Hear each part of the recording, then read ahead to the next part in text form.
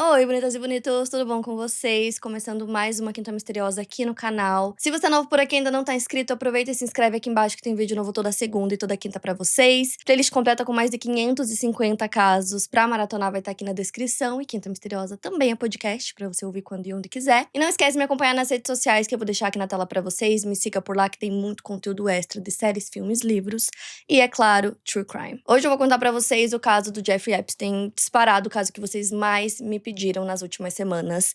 É um caso muito complexo, é um caso que parece não ter fim, então é muita coisa, muita informação, por isso que demorei pra trazer aqui pra vocês. E é aquele tipo de caso que parece que ele nunca termina, sabe? Quanto mais você pesquisa, mais coisa aparece, enfim. Eu vou tentar explicar da melhor forma pra vocês. Então, bora começar o caso de hoje.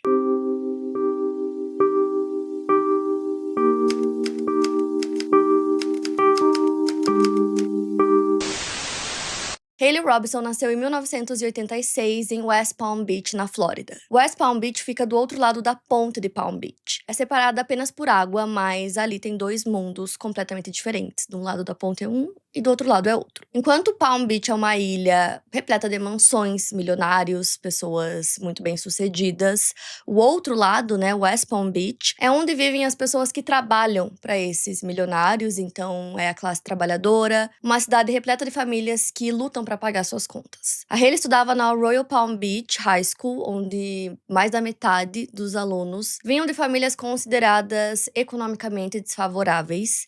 Então ela era uma garota comum, que estudava, que tinha amigos, que tinha sonhos. Até que em 2002, quando ela tinha apenas 16 anos, algo terrível aconteceu e que iria moldar toda a sua vida.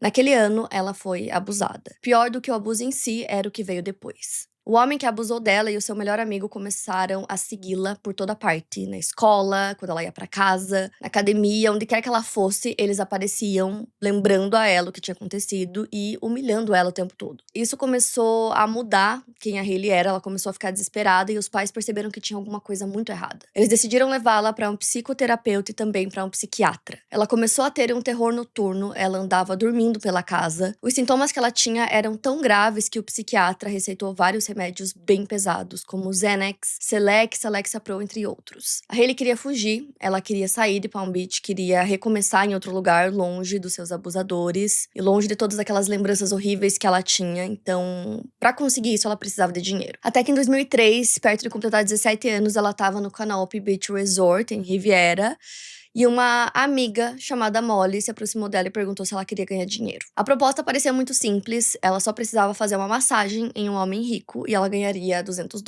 Molly explicou que nesse momento da massagem ela precisaria estar só de calcinha e sutiã, mas que seria só uma massagem. Pra Hailey, que estava desesperada pra sair de West Palm Beach, parecia uma coisa fácil, um jeito fácil de conseguir dinheiro, então ela aceitou. Alguns dias depois, Molly leva a Hailey até uma mansão em Palm Beach. Palm Beach, na Flórida, é sinônimo de riqueza extrema. É uma ilha-barreira no Oceano Atlântico conectada ao continente por pontes, onde os ricos construíram suas propriedades desde o início do século XX. As ruas têm nomes como El Brillo Way, El Bravo Way, endereços que sozinhos já indicam prestígio. Mansões projetadas por arquitetos famosos com vista para o mar, piscinas, casas para funcionários, garagens para 3, 4 ou 5 carros. É onde presidentes passam férias. É onde socialites dão festas de gala. É onde o dinheiro não só fala, ele sussurra discretamente nos corredores de poder. A mansão para onde Molly levou Hailey ficava na 358 El Brillo Way. Uma propriedade que havia sido comprada em 1990 por $2,5 milhões. Era uma casa que tinha mais de 10 mil metros quadrados de área construída, com 6 quartos, 8 banheiros, casa para hóspedes, casa para staff, piscina. A Hailey foi levada até um quarto com uma maca de massagem. Era um quarto dentro de outro quarto, como ela descreveria depois. Era como se o quarto principal tivesse uma pequena sala anexa a ele, como se fosse uma sauna. Ela entrou, ficou ali esperando, nervosa. Pouco tempo depois, um homem entrou, e ele usava apenas uma toalha. O Jeffrey Edward Epstein tinha quase 50 anos naquele dia. Ele se apresentava como um financista bem-sucedido, um homem com conexões entre os mais poderosos do mundo. Políticos, celebridades, membros da realeza britânica. Ele tinha propriedades em Nova York, na Flórida, no Novo México, em Paris e uma ilha particular nas Ilhas Virgens Americanas. Mas afinal, quem era esse homem? De onde vinha todo esse dinheiro? E como ele conseguiu construir esse império de influência? Jeffrey Edward Epstein nasceu em 20 de janeiro de 1953, no Brooklyn, Nova York. Seus pais eram Samir Epstein e Pauline Stolowski, ambos judeus de classe média. Seu pai trabalhava para o departamento de parques da cidade de Nova York. A família morava em Coney Island, em um prédio modesto. Jeffrey tinha um irmão mais novo chamado Mark. Eles cresceram em um apartamento simples, longe da riqueza que Jeffrey acumularia décadas depois. Ele frequentou a Lafayette High School no Brooklyn. Ele era inteligente, especialmente em matemática. Seus professores notaram que ele tinha muita facilidade com os números. Depois do ensino médio, ele foi aceito na Cooper Union, uma prestigiada faculdade de engenharia em Manhattan, mas ele abandonou o curso. Ele se matriculou no Courant Institute of Mathematical Science da New York City University para estudar matemática. Mas novamente ele abandonou antes de se formar. O Jeffrey nunca completou uma graduação universitária. E é a partir desse momento que a sua história começa a ficar estranha. Em 1973, ele tinha 20 anos e, como eu falei, não tinha nenhum diploma universitário. Mas mesmo assim, ele foi contratado como professor de matemática e física na Dalton School, uma das escolas preparatórias mais prestigiadas de Manhattan. A Dalton School era onde os filhos da elite de Nova York estudavam. A mensalidade era dezenas de milhares de dólares. A admissão também era extremamente seletiva. Então, como o Jeffrey foi contratado para ensinar lá sem nenhuma credencial de ensino, sem diploma e sem experiência? Quem o contratou foi o Donald Barr, o diretor da escola na época. O Donald era pai do William Barr, que décadas depois se tornaria procurador-geral dos Estados Unidos no primeiro mandato do presidente Donald Trump. O Jeffrey ensinou na Dalton de 1973 a 1975. Alguns ex-alunos diriam depois que ele era inapropriado com estudantes do sexo feminino, que ele olhava para as garotas de uma forma que as fazia se sentir desconfortáveis. Tem um documentário sobre esse caso onde um dos professores fala que achou aquilo muito esquisito, como ele estava dando aula lá, ensinando alunos, se ele não tinha diploma nenhum. Inclusive, acredita-se que foi aí que tudo começou, no sentido dele conseguir muitas coisas que a maioria das pessoas não conseguiria. Ele tinha alguma coisa, um poder persuasivo muito grande, que ele conseguia essas coisas, então ele estava numa faculdade muito prestigiada, dando aula sem diploma. O que é uma coisa que não faz sentido nenhum, como que ele conseguiu isso, né? Então o mistério já começa aí. Em 1976 ele é demitido, mas as razões, né, do porquê ele foi demitido nunca foram esclarecidas. E é aí que ele decide mudar de carreira, o que mudaria completamente toda a sua vida. Então foi na Dalton que ele começou as suas conexões e através delas ele consegue um emprego na Bear Stearns, que é um dos maiores bancos de investimento da Wall Street. Na época ele era conhecido como um bom professor, né, que era mulherengo, mas não era uma coisa que chamava atenção na época, segundo uma das pessoas que conheceu ele nessa época que ele começou, né, o trabalho em Wall Street. Então ele foi contratado para vender análises quantitativas de opções. Dizem que ele era muito bom nesse trabalho, que ele aprendia muito rápido, que ele era muito perspicaz e quando alguma coisa saía errado, ele sempre dava um jeito de contornar a situação da melhor forma possível. Ele estava trabalhando na firma há 2 meses quando o chefe dele, quem contratou ele, recebe uma ligação do RH perguntando se ele estava sentado, se ele estava preparado para o que ele ia ouvir. E aí eles contam que ele trabalhava antes como professor de matemática numa universidade, né, numa faculdade, mas que ele nunca tinha se formado como professor, então ele trabalhava sem diploma. Ele tinha mentido no seu currículo, então quando eles entraram em contato, né, para checar essas informações, perceberam que era tudo mentira. Para piorar as coisas, o Jeffrey estava namorando a filha do Ace Greenberg, que era quem dirigia a firma, né, o banco. Foi inclusive através dele que o Jeffrey conseguiu, né, uma entrevista de emprego e conseguiu entrar na empresa. Então, isso é descoberto depois de 2 meses que ele já estava trabalhando lá. O Michael Tenenbaum, que era um dos executivos da Bear Stearns, foi quem contratou o Jeffrey. Quando ele descobriu que ele era um mentiroso, ele entrou em contato com o Ace para entender o que ele deveria fazer. O Ace simplesmente respondeu que era para ele tratar o Jeffrey como qualquer outro. O Michael teve uma conversa com o Jeffrey sobre o seu currículo e ele disse que ele simplesmente queria uma chance. E nesse ponto entra mais uma vez o poder de persuasão que ele tinha, porque o próprio Michael fala que ele tinha essa lábia de vendedor, ele conseguia te convencer, né, das coisas. E assim ele continuou na empresa. Ficou lá por 4 anos. Aí ele se torna sócio limitado na firma e no ano seguinte ele deixa a Bear Stearns e o motivo não fica muito claro, mas alguns relatórios sugerem que ele foi forçado a sair. No documentário, o Michael fala sobre tudo isso e ele conta que ele acredita que um dos maiores erros da carreira dele foi não ter demitido o Jeffrey quando ele descobriu, né, todas aquelas mentiras. Em 1982, o Jeffrey decide abrir a sua própria empresa de gestão financeira, a J. Epstein & Co. A empresa tinha sede registrada nas Ilhas Virgens Americanas, né, um paraíso fiscal. E o Jeffrey dizia que ele só aceitava novos clientes com um patrimônio líquido mínimo de $1 bilhão. Então não era $1 milhão, e sim $1 bilhão. Ele dizia que a sua empresa gerenciava a fortuna de alguns dos homens mais ricos do mundo. Mas ele nunca relatava quem eram esses clientes. Além disso, não havia praticamente nenhum registro público dessa empresa dele. Não tinha escritórios visíveis ou funcionários listados publicamente, não tinha nenhum portfólio de investimentos divulgado. A empresa dele trabalhava nas sombras, né? Então, não tinha nada público para as pessoas verem, entenderem essa empresa, mas de alguma forma ele rapidamente se tornou muito rico. Em 1989, ele comprou uma mansão de 21 mil metros quadrados em Manhattan, em uma das ruas mais caras de Nova York. A propriedade tinha sido avaliada em mais de 13 milhões de dólares. No ano seguinte, ele compra uma mansão em Palm Beach por 2 milhões e meio de dólares. Em 1993, ele compra um rancho de 7 mil acres no Novo México. Em 1998, ele comprou Little St. James, uma ilha particular de 28 hectares nas Ilhas Virgens Americanas, por quase 8 milhões de dólares. Ele também tinha um apartamento em Paris, um jato particular Boeing 727, que inclusive ficaria conhecido como Lolita Express. Ele também tinha um helicóptero e um iate. O Jeffrey era bilionário, ou pelo menos aparentava ser. Mas afinal, de onde vinha esse dinheiro? Ninguém sabia ao certo, tinham várias especulações e rumores. Alguns diziam que ele era um gênio financeiro que fez fortuna investindo o dinheiro de bilionários. Outros diziam que ele era um fraudador, um golpista que fingia gerir dinheiro que não existia. Tinha alguns rumores mais sombrios também. Rumores que o Jeffrey operava um esquema de chantagem, que ele gravava homens poderosos em situações comprometedoras e os extorquia. No documentário, eles mostram um homem chamado Steven Hoffenberg, que ele explica um pouco de onde veio todo esse dinheiro do Jeffrey. Ele até fala que ele acredita que se não fosse por ele, ele não teria conseguido toda essa fortuna. Ele fala, inclusive, que ele não seria um bilionário se não fosse por ele e que ele aceitou dar essa entrevista e explicar isso publicamente porque ele quer se redimir.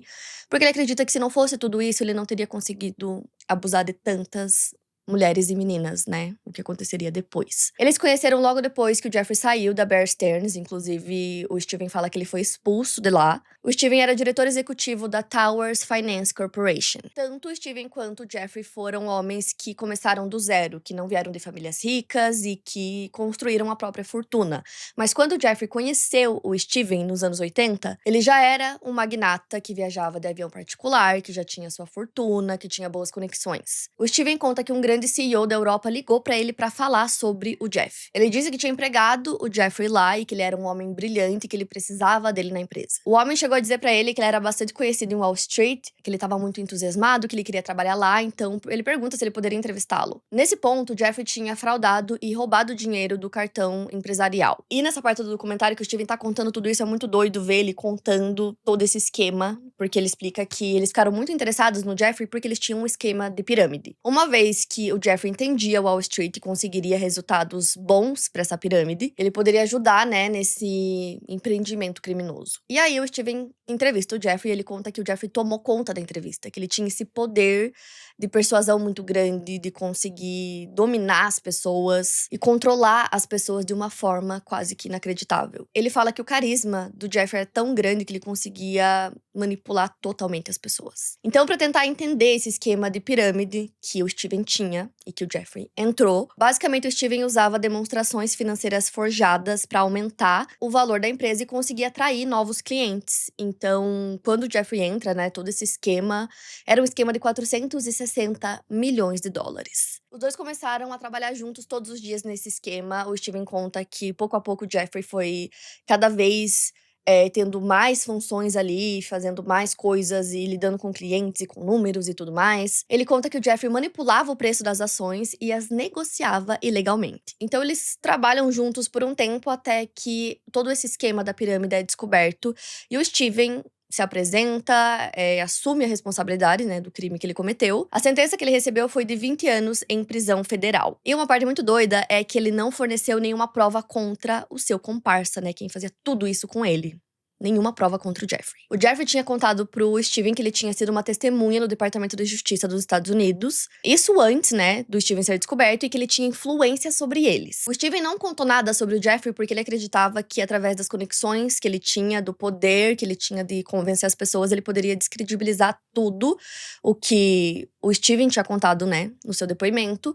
E que ele poderia até colocar ele mesmo como um herói que ajudaria a polícia a descobrir tudo. Enfim, ele acreditava que o poder dele era tão grande que ele poderia fazer tudo isso e é por isso que ele não falou nada, né? Não contou que ele tinha um comparsa que também deveria ter sido preso nessa época. Então ele acreditava que esse era o plano do Jeffrey, por isso que ele ficou quieto, né? Não colocou o nome dele nisso tudo. No documentário eles citam que o Jeffrey tinha um padrão, que ele provavelmente conhecia muitos segredos das pessoas. Então não era só uma ameaça que ele podia fazer, mas ele conhecia segredos horríveis dessas pessoas e dessa forma ele conseguia manipulá-las. O Steven fala no documentário que tudo começou quando o Jeffrey vendeu a alma dele para Leslie Wexner e que ele fez isso por bilhões de dólares em investimentos. Leslie Wexner tinha uma mansão gigantesca, a mais cara de Ohio. Ele era um bilionário, assim, extremamente rico. Em algum momento, ele deixa o Jeffrey cuidar das suas finanças. Ele era um gigante da indústria e muitas pessoas não conseguem acreditar como o Jeffrey conseguiu assumir esse controle, porque eles dizem que o Leslie era uma pessoa que era muito controladora. Tem algumas pessoas que se referiam ao Epstein como o namorado do Leslie. Ele estava trabalhando com o Leslie e com o Steven ao mesmo tempo. O Jeffrey voava o tempo todo no jatinho do Leslie até a propriedade dele, e o Steven conta que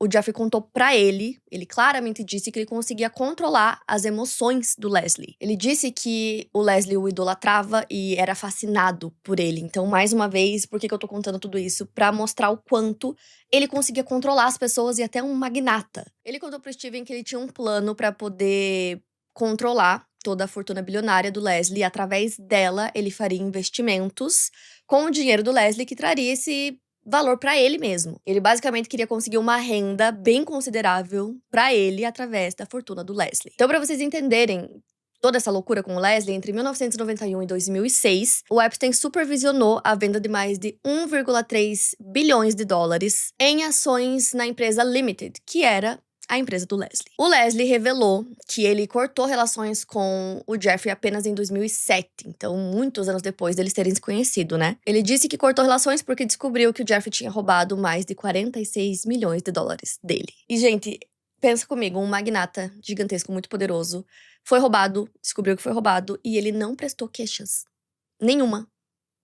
Simplesmente cortou relações e só. Em 2019, depois que todo o escândalo do Jeffrey tinha sido descoberto e estava na mídia, o Leslie até deu uma entrevista falando sobre isso e que ele se sentiu muito envergonhado por ter sido enganado por ele. E essa questão com o Leslie também explica muitas conexões que o Jeffrey tinha, porque ele usava as conexões do Leslie, né, pra conseguir chegar em mais pessoas. E na época ele até dizia que ele era um olheiro da Victoria's Secret. Ou seja, né, nessa época, o que dá a entender é que ele já usava essas conexões pra se aproximar de garotas. Mas uma coisa nisso tudo era certa. O Jeffrey tinha conexões poderosas. Ele era próximo do Bill Clinton, ex-presidente dos Estados Unidos. Tem registros de voo que mostram que o Bill voou no jato particular do Jeffrey pelo menos 26 vezes entre 2001 e 2003. Ele era próximo do príncipe Andrew, membro da família real britânica. Tem fotografias que mostram os dois juntos em múltiplas ocasiões. Ele também era próximo do Donald Trump. Em 2002, o Donald deu uma entrevista à New York Magazine, na qual ele disse, entre aspas, "Conheço o Jeff há 15 anos, cara sensacional. É muito divertido estar com ele. Dizem até que ele gosta de mulheres bonitas tanto quanto eu, e muitas delas são mais jovens." O Jeffrey doava milhões de dólares para universidades prestigiadas como Harvard, MIT. Ele se cercava de cientistas, acadêmicos, ganhadores do prêmio Nobel. Ele se apresentava como um filântropo, um intelectual, um homem de influência e cultura. Mas por trás dessa fachada de riqueza e sofisticação, o Jeffrey escondia algo muito mais sombrio. Então agora eu volto no que eu comecei a contar no início desse caso, que era a Hailey naquela sala pronta pra dar uma massagem no Jeffrey, que apareceu só de toalha, e aí ele retirou essa toalha, deitou naquela máquina de massagem e ele tava nu. Ele entregou um óleo pra ela que ela pudesse fazer a massagem nele. Ela conta que ela começa a fazer a massagem e ele fala que ela também deveria estar nua. A Hailey tava com muito medo. Ela tinha acabado de passar pelo abuso que eu citei pra vocês, mas ela tava ali sozinha com aquele homem mais velho, então ela obedece. E aí ele começa a tocar na Hailey e ela fala que ela não quer ser tocada, que ela continuaria a massagem, mas que não queria que ele ficasse tocando nela enquanto isso. É aí que ele faz uma proposta pra Hailey. Ele não precisaria tocar nela se ela trouxesse garotas pra ele. Então ele fala, eu vou te dar 200 dólares pra cada garota que você trouxer pra mim. Ele queria garotas jovens, quanto mais jovem, melhor, e garotas que precisassem de dinheiro. A Hailey aceitou o acordo, então aquela foi a única vez que ela deu uma massagem nele, depois ela não fez mais isso, ela se tornou uma recrutadora. Ela conseguia essas meninas jovens e levava elas até o Jeffrey. Essas meninas sempre entravam pelos fundos da mansão, elas nunca entravam pela porta da frente. Elas não eram muito vistas ali, então era tudo meio às escondidas. Ele sempre pagava em dinheiro também, então ele dava esse dinheiro ou na área da piscina, ou no escritório dele, nunca na frente de pessoas. Era sempre em particular que ele dava o dinheiro. A Hailey conta que entre 2003 e 2005, ela levou pelo menos 24 garotas pro Jeffrey. Todas eram suas colegas de escola, que tinham entre 14 e 16 anos e que, como eu expliquei pra vocês, moravam do outro lado de Palm Beach, né, em West Palm Beach. Então eram garotas provavelmente em situações bem vulneráveis e que precisavam de dinheiro. De West Palm Beach pra Palm Beach era uma curta distância de carro, né? Só atravessava a ponte e 300, 200 dólares pra essas meninas fazia toda a diferença. Era com esse dinheiro que muitas vezes elas conseguiam pagar as contas do mês. Então, era muito óbvio porque ele escolheu essas meninas em específico. Era uma comunidade muito vulnerável e que ele sabia que dessa forma muitas delas poderiam voltar, né, pelo dinheiro. E aí ele explica que na época, como ela era muito jovem, ela não entendia que ela também era uma vítima. Ela não conseguia compreender que ela estava sendo usada por esse homem bem mais velho, que se aproveitava dela e de todas as meninas que ela levava, né? Ela acreditava que, na verdade, ela estava ajudando as suas amigas. Então, ela permaneceu, né, fazendo isso por alguns anos. Então, quando ela tinha 17, 18, 19 anos, ela ainda estava fazendo isso. E ela acreditava que ela se beneficiava, porque ela ganhava dinheiro do Jeffrey, e ajudava suas amigas a ganharem dinheiro também. Era como se todo mundo saísse ganhando. E como ela já estava fazendo isso há um tempo, ela tinha um contato direto dentro do sistema do Jeffrey. Ela sempre falava com uma assistente dele chamada Sarah Kellen. Então, ela sempre falava pra ela quando ela estava chegando, quando ela estava levando novas meninas pra mansão. A Hailey fazia parte de todo esse esquema do Jeffrey, então ela ligava pras meninas, conversava com elas, marcava horários. Muitas vezes buscava essas garotas de carro, levava até a mansão. E aí uma das garotas perguntou pra Hailey o que ela precisava fazer pra ganhar ainda mais dinheiro.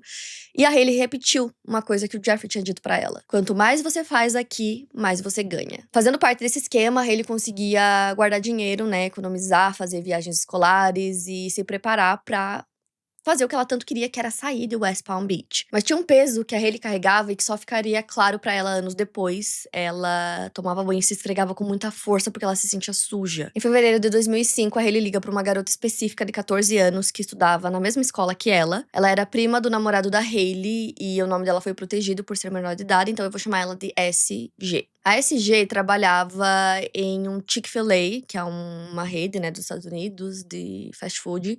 E ela trabalhava meio período, porque ela era menor de idade e não poderia trabalhar no período integral. A SG morava com o pai, a madrasta e uma irmã.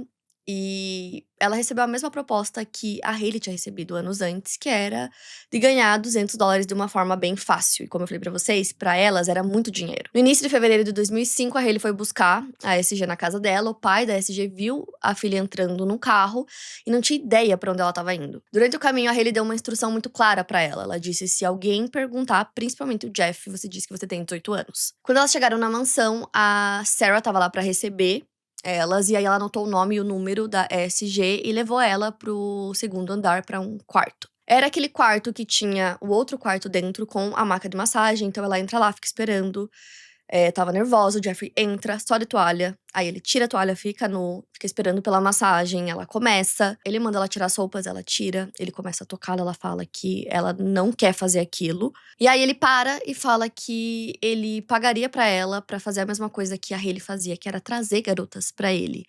Então ela aceita e recebe 300 dólares naquele dia. Nas semanas seguintes, a SG levou 6 amigas que estudavam com ela pra mansão do Jeffrey. Uma delas, assim como ela, tinha só 14 anos. Mas a SG sentiu algo diferente, ela se sentiu envergonhada e humilhada. Documentos judiciais posteriores descreveriam que, como resultado desse encontro com o Jeffrey, a menina de apenas 14 anos experienciou confusão, vergonha, humilhação e constrangimento. E que o ataque enviou sua vida num espiral descendente. A SG começou a se comportar de forma diferente. Houve uma briga na escola e os 300 dólares apareceram. A madrasta percebeu que tinha algo errado. Em março de 2005, ela finalmente contou à sua madrasta o que tinha acontecido naquela mansão em Palm Beach. A madrasta imediatamente pegou o telefone e ligou pra polícia. Isso aconteceu no dia 13 de março de 2005. Do outro lado da linha, os policiais de Palm Beach começaram a anotar cada detalhe. Uma menina de 14 anos, uma mansão em El Brillo Way, um homem rico chamado Jeffrey Epstein, 300 dólares como pagamento, abuso e outras garotas sendo recrutadas. O detetive Joseph Ricorey foi designado para o caso. Quando Joseph e seus colegas se sentaram com a SG pela primeira vez para ouvir o seu depoimento completo, eles souberam imediatamente que aquilo que ela estava contando era real. O chefe de polícia Michael Rader diria anos depois que a sensação dele, simplesmente por estar sentado na sala com a primeira vítima, foi que aquilo era algo que eles absolutamente precisavam trabalhar. O Joseph começou a investigação de uma forma estratégica, e a ASG concordou em ajudar a polícia. Com o consentimento dos pais, ela fez ligações telefônicas gravadas para Hayley Robson. Em uma dessas ligações gravadas, a ASG perguntou a Hayley o que ela precisava fazer para ganhar mais dinheiro.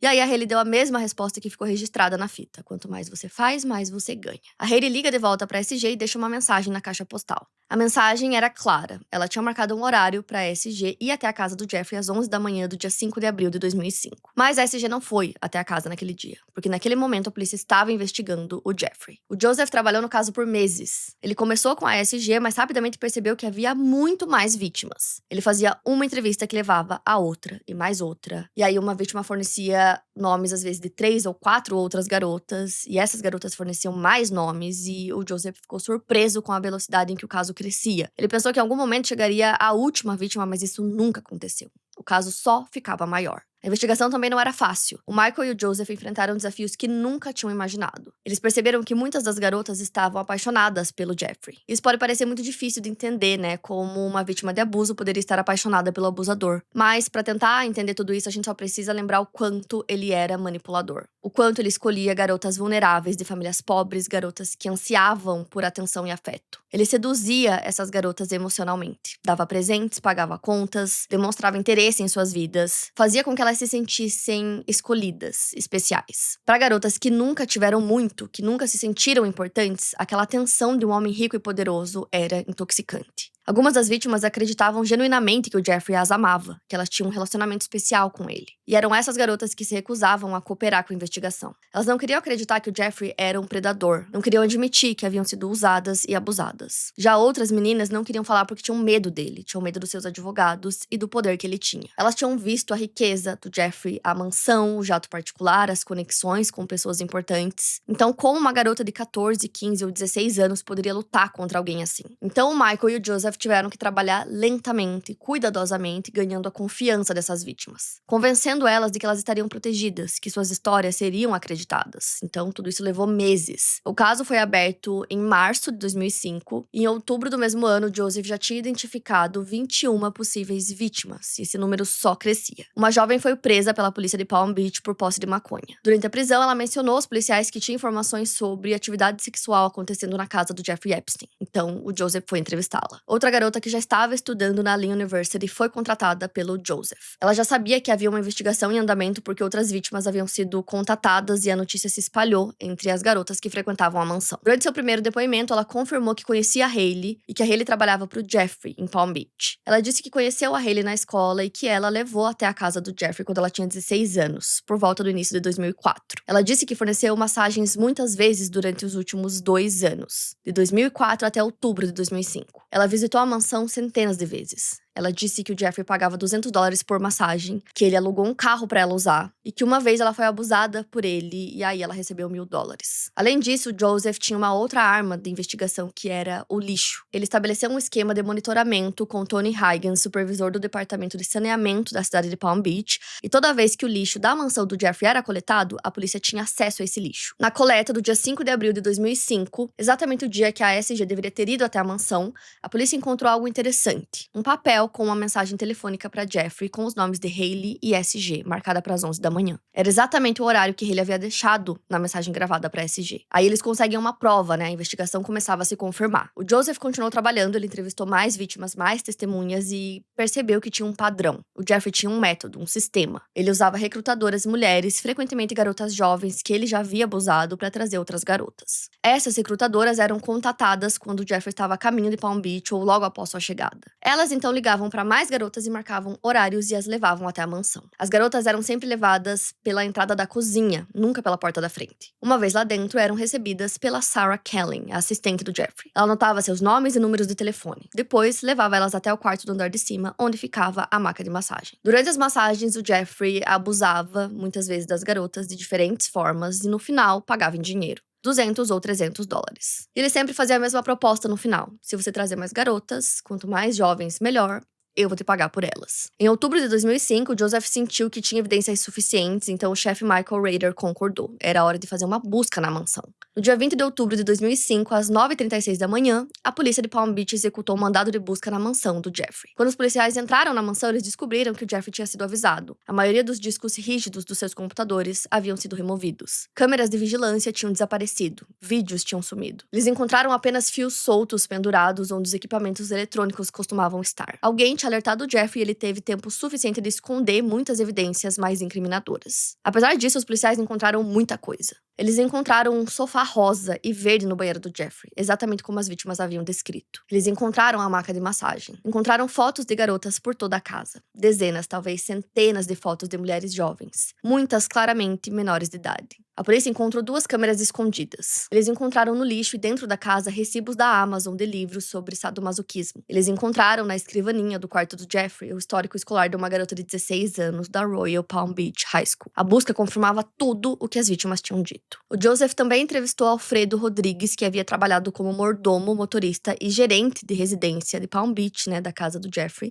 entre novembro de 2004 e maio de 2005. Alfredo confirmou que o Jeffrey recebia 2 massagistas por dia e frequentemente eram garotas diferentes. Ele descreveu que limpava brinquedos sexuais e arrumava a cama após as massagens, o que sugeria atividades sexuais. Ele forneceu à polícia uma pasta verde com documentos, incluindo uma nota no papel timbrado de Jeffrey, instruindo-o a entregar rosas para uma garota na escola e depois alugar um carro para que ela pudesse dirigir até a casa de Jeffrey. Alfredo disse aos detetives que ele era como um caixa eletrônico humano, que Jeffrey tinha instruído Alfredo a manter sempre um saldo mínimo de $2.000 em dinheiro para pagar as garotas. O Alfredo também disse algo que resumia tudo. As visitantes do Jeffrey pareciam jovens demais para serem massagistas. Ele disse que sabia que tinha alguma coisa estranha ali. Ele notou que elas comiam como adolescentes do ensino médio, toneladas de cereal e muita Coca-Cola. Ainda em outubro, Joseph conseguiu entrevistar a Hailey. Foi uma entrevista bem longa e gravada e ela foi surpreendentemente franca. Ela contou tudo. Como ela foi abordada pela Molly no Canopy Beach Resort, como ela foi até a mansão pela primeira vez, como Jeffrey abusou dela e depois a transformou em uma recrutadora. Ela voluntariamente forneceu à polícia os nomes e idades de todas as garotas que ela já tinha levado até o Jeffrey. Ela se incriminou em vários crimes. No final da entrevista, enquanto um policial a levava de carro para casa, ela foi gravada fazendo uma comparação que ficaria famosa. Ela se comparou a Heidi Fleiss, a cafetina de Hollywood conhecida como Hollywood Madam. Mas a Hailey também deixou claro que ela mesma era uma vítima também. Ela contou sobre o abuso que tinha sofrido, sobre como ela estava desesperada, sobre como Jeffrey a manipulou.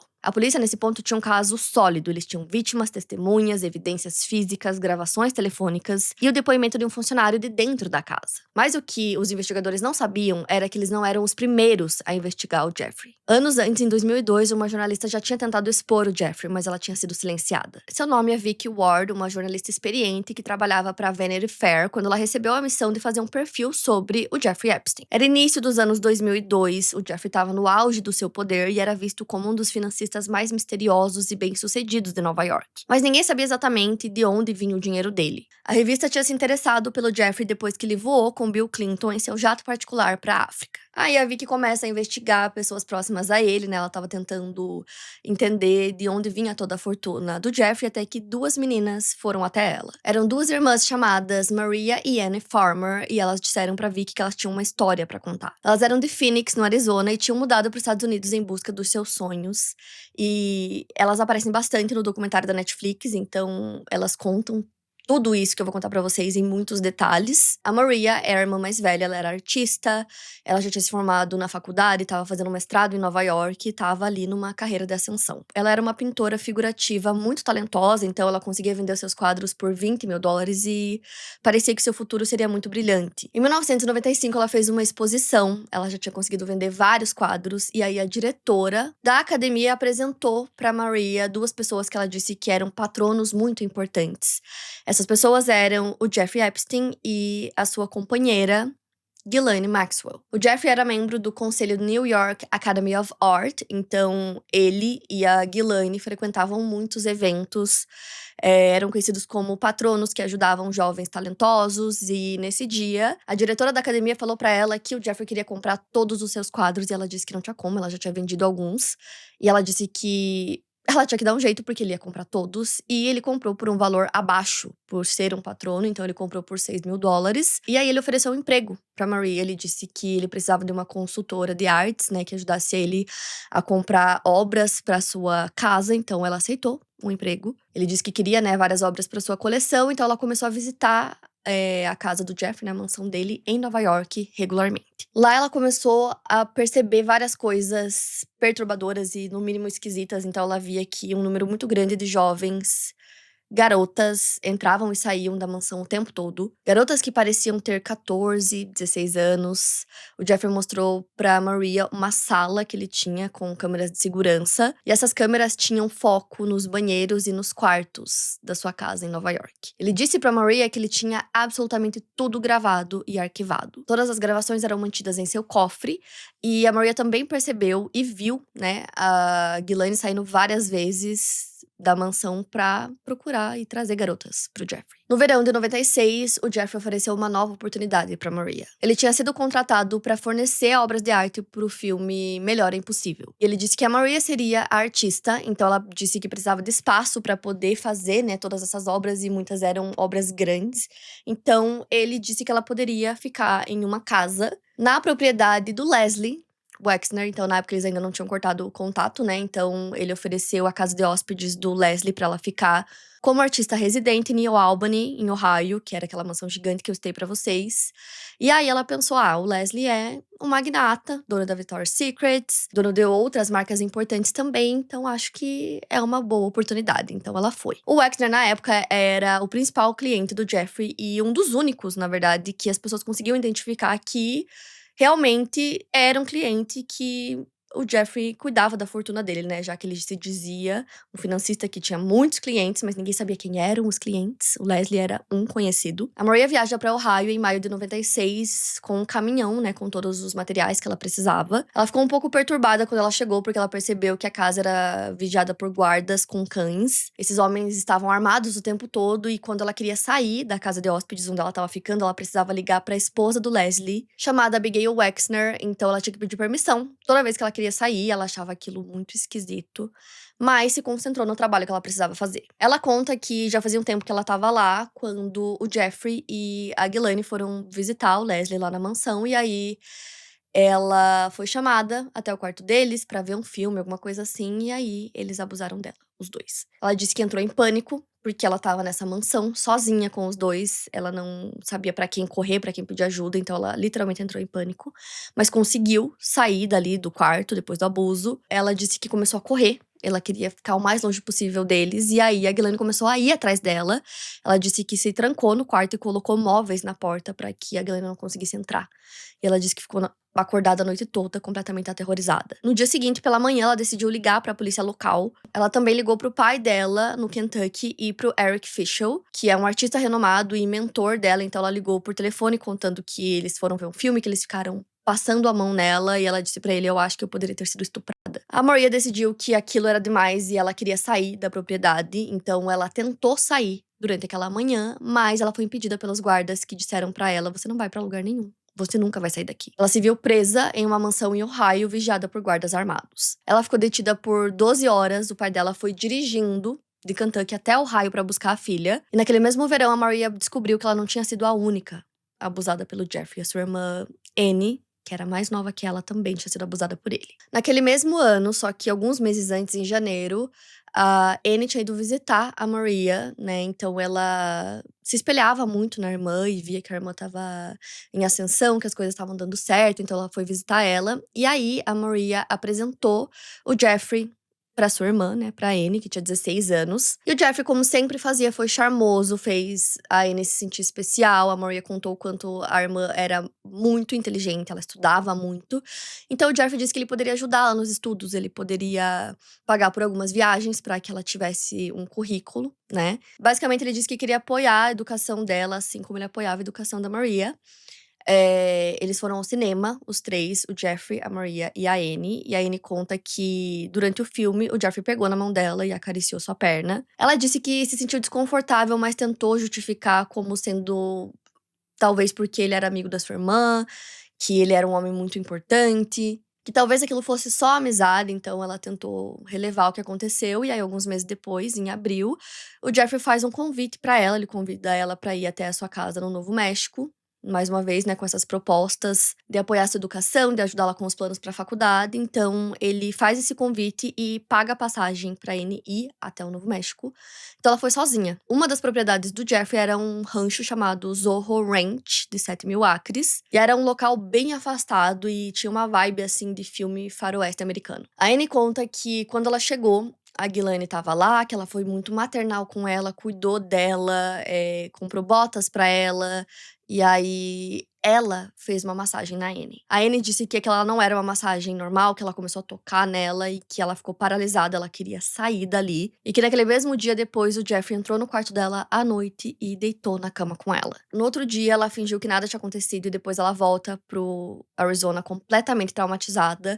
E ela tava tão envergonhada que ela não queria contar o que tinha acontecido pra ninguém. Ela queria convencer a si mesma que talvez não tinha sido uma coisa tão ruim, que talvez ela tivesse interpretado aquilo da forma errada e que o Jeffrey era esse homem bom que estava ajudando ela nos estudos. O que de fato ele fez, então, no verão daquele ano, ele pagou uma viagem pra Tailândia e outra viagem pro Vietnã, que era algo que a Anne jamais poderia fazer sozinha, sua família não tinha dinheiro pra isso, e ela sabia que aquelas viagens seriam muito importantes pro seu currículo. Enquanto a Anne estava na Tailândia naquele verão, a sua irmã Maria estava sendo abusada em Ohio pelo Jeffrey. A Maria tentou ligar pra Anne, mas ela não conseguiu porque ela estava do outro lado do mundo. Mas ela ficou apavorada depois do que aconteceu com ela, pensando: será que aconteceu alguma coisa com a irmã dela também? Ela nem sabia se a irmã estava de fato na Tailândia. Ela começou a pensar em milhares de possibilidades. Quando elas finalmente conseguiram conversar, a Anne percebeu que tinha alguma coisa estranha na Maria. E aí ela contou o que tinha acontecido no Novo México. A Maria percebeu que o Jeffrey não era um homem estranho que tinha agredido ela naquele dia, mas sim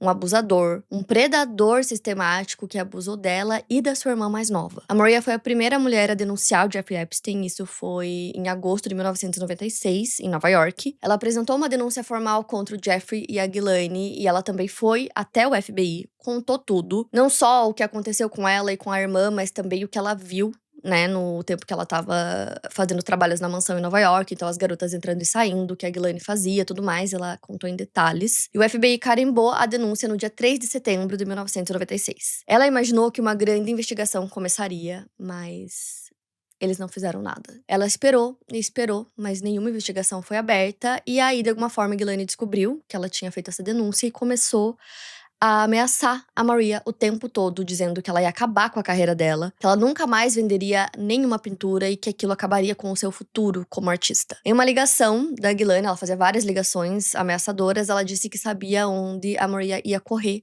e era pra ela tomar cuidado. Então ela percebeu que ali tinha uma ameaça de morte, realmente, né? Então ela começou a viver com medo, ela parou de pintar, ela deixou Nova York, ela foi se mudando, ela ficava se mudando o tempo todo, e ele sempre dava um jeito de descobrir onde ela estava e as ameaças continuavam. Ela passou anos se escondendo e trabalhando com antiguidades, restaurando casas velhas no sudeste dos Estados Unidos, sempre se escondendo. Mas em 2002, quando a Vicky começou a investigar o Jeffrey, as irmãs decidiram falar de novo. As duas irmãs, junto com a mãe delas, se sentaram com a Vicky e deram longas entrevistas onde elas contaram tudo, com o máximo de detalhes possíveis. Falaram sobre como conheceram o Jeffrey, as promessas que ele fazia, o que elas viram, os abusos. A mãe confirmou tudo que as filhas disseram, contando que as filhas ligaram pra ela na época, logo depois que o abuso aconteceu, que foi uma coisa que a Maria fez. A Vicky falou com várias pessoas pra checar se a história era verdadeira e tudo se confirmava. A Vicky acreditou nelas, então ela colocou o relato das irmãs, usando o nome verdadeiro delas, no artigo da Vanity Fair, entregou. Tudo tinha sido checado. Os advogados tinham checado tudo também, a matéria estava pronta para ser publicada. Mas aí o Jeffrey entrou em ação, ele começou a ligar pro Graydon Carter, que era o editor-chefe, ligava direto pro número pessoal dele. E aí ele apareceu no escritório da Vanity Fair sem avisar e teve uma reunião particular com ele, sem a Vicky. O Jeffrey também teria enviado pra Vicky uma carta que, segundo ele, tinha sido escrita pela Maria, e nessa carta ela flertava com ele. Era uma forma de tentar dizer que a história da Maria era falsa, mas aí a Maria disse que ela nunca escreveu aquela carta, que a carta era falsa. A Vicky acreditou nelas, né, na Maria e na irmã dela. E Aí aconteceu, né, quando estava pra publicar a matéria, ela ficou sabendo que o relato das irmãs tinha sido excluído. A Vicky ficou muito frustrada, chorou muito, porque ela pensou: "Essas meninas foram tão corajosas, elas contaram tudo e agora foi simplesmente excluído da matéria". Ela conversou com o editor-chefe, que disse que o Jeffrey era um homem sensível quando o assunto era mulheres. Tem até uma conversa gravada deles que ele fala que ele acredita no Jeffrey e não nas meninas. E aí eles publicam uma matéria com o título The Talented Mr. Epstein, que em tradução seria o talentoso Sr. Epstein. E aí falava sobre a origem da fortuna dele, sobre como tudo começou, as conexões que ele tinha, as propriedades, blá blá blá. E aí, em nenhum momento citava as meninas. As irmãs se sentiram traídas, a Maria não conseguia pintar mais, então o que a Ghislaine falou pra ela realmente aconteceu, né? A carreira dela como pintora foi destruída. E a Anne teve que carregar também todo aquele trauma, sem poder falar sobre isso, sem ver, né, nada acontecendo com o Jeffrey, sem que a sua história fosse contada e o Jeffrey se sentindo, mais uma vez, invencível, né? Ele achava que nada poderia acontecer com ele nunca, então no meio tempo, né, dessa matéria sendo escrita ali nos anos 2000, ele já estava abusando das meninas em Palm Beach. Anos depois, a Vicky disse que aquele é o maior arrependimento da sua carreira, que ela sente que ela deveria ter lutado mais, que deveria ter tentado de todas as formas que ela fosse ouvida, deveria ter protestado, feito alguma coisa. Ela só conseguiu publicar a história das irmãs em 2013, o que é uma coisa muito doida. Se passaram muitos anos pra ela conseguir publicar, então olha quantos anos que o Jeffrey continuou livre e abusando de muitas meninas e mulheres, uma vez que a investigação sobre ele poderia ter começado lá em 2003, quando ela tentou publicar a matéria. E levaria mais 2 anos pra que aquela madrasta corajosa de West Palm Beach tomasse, né,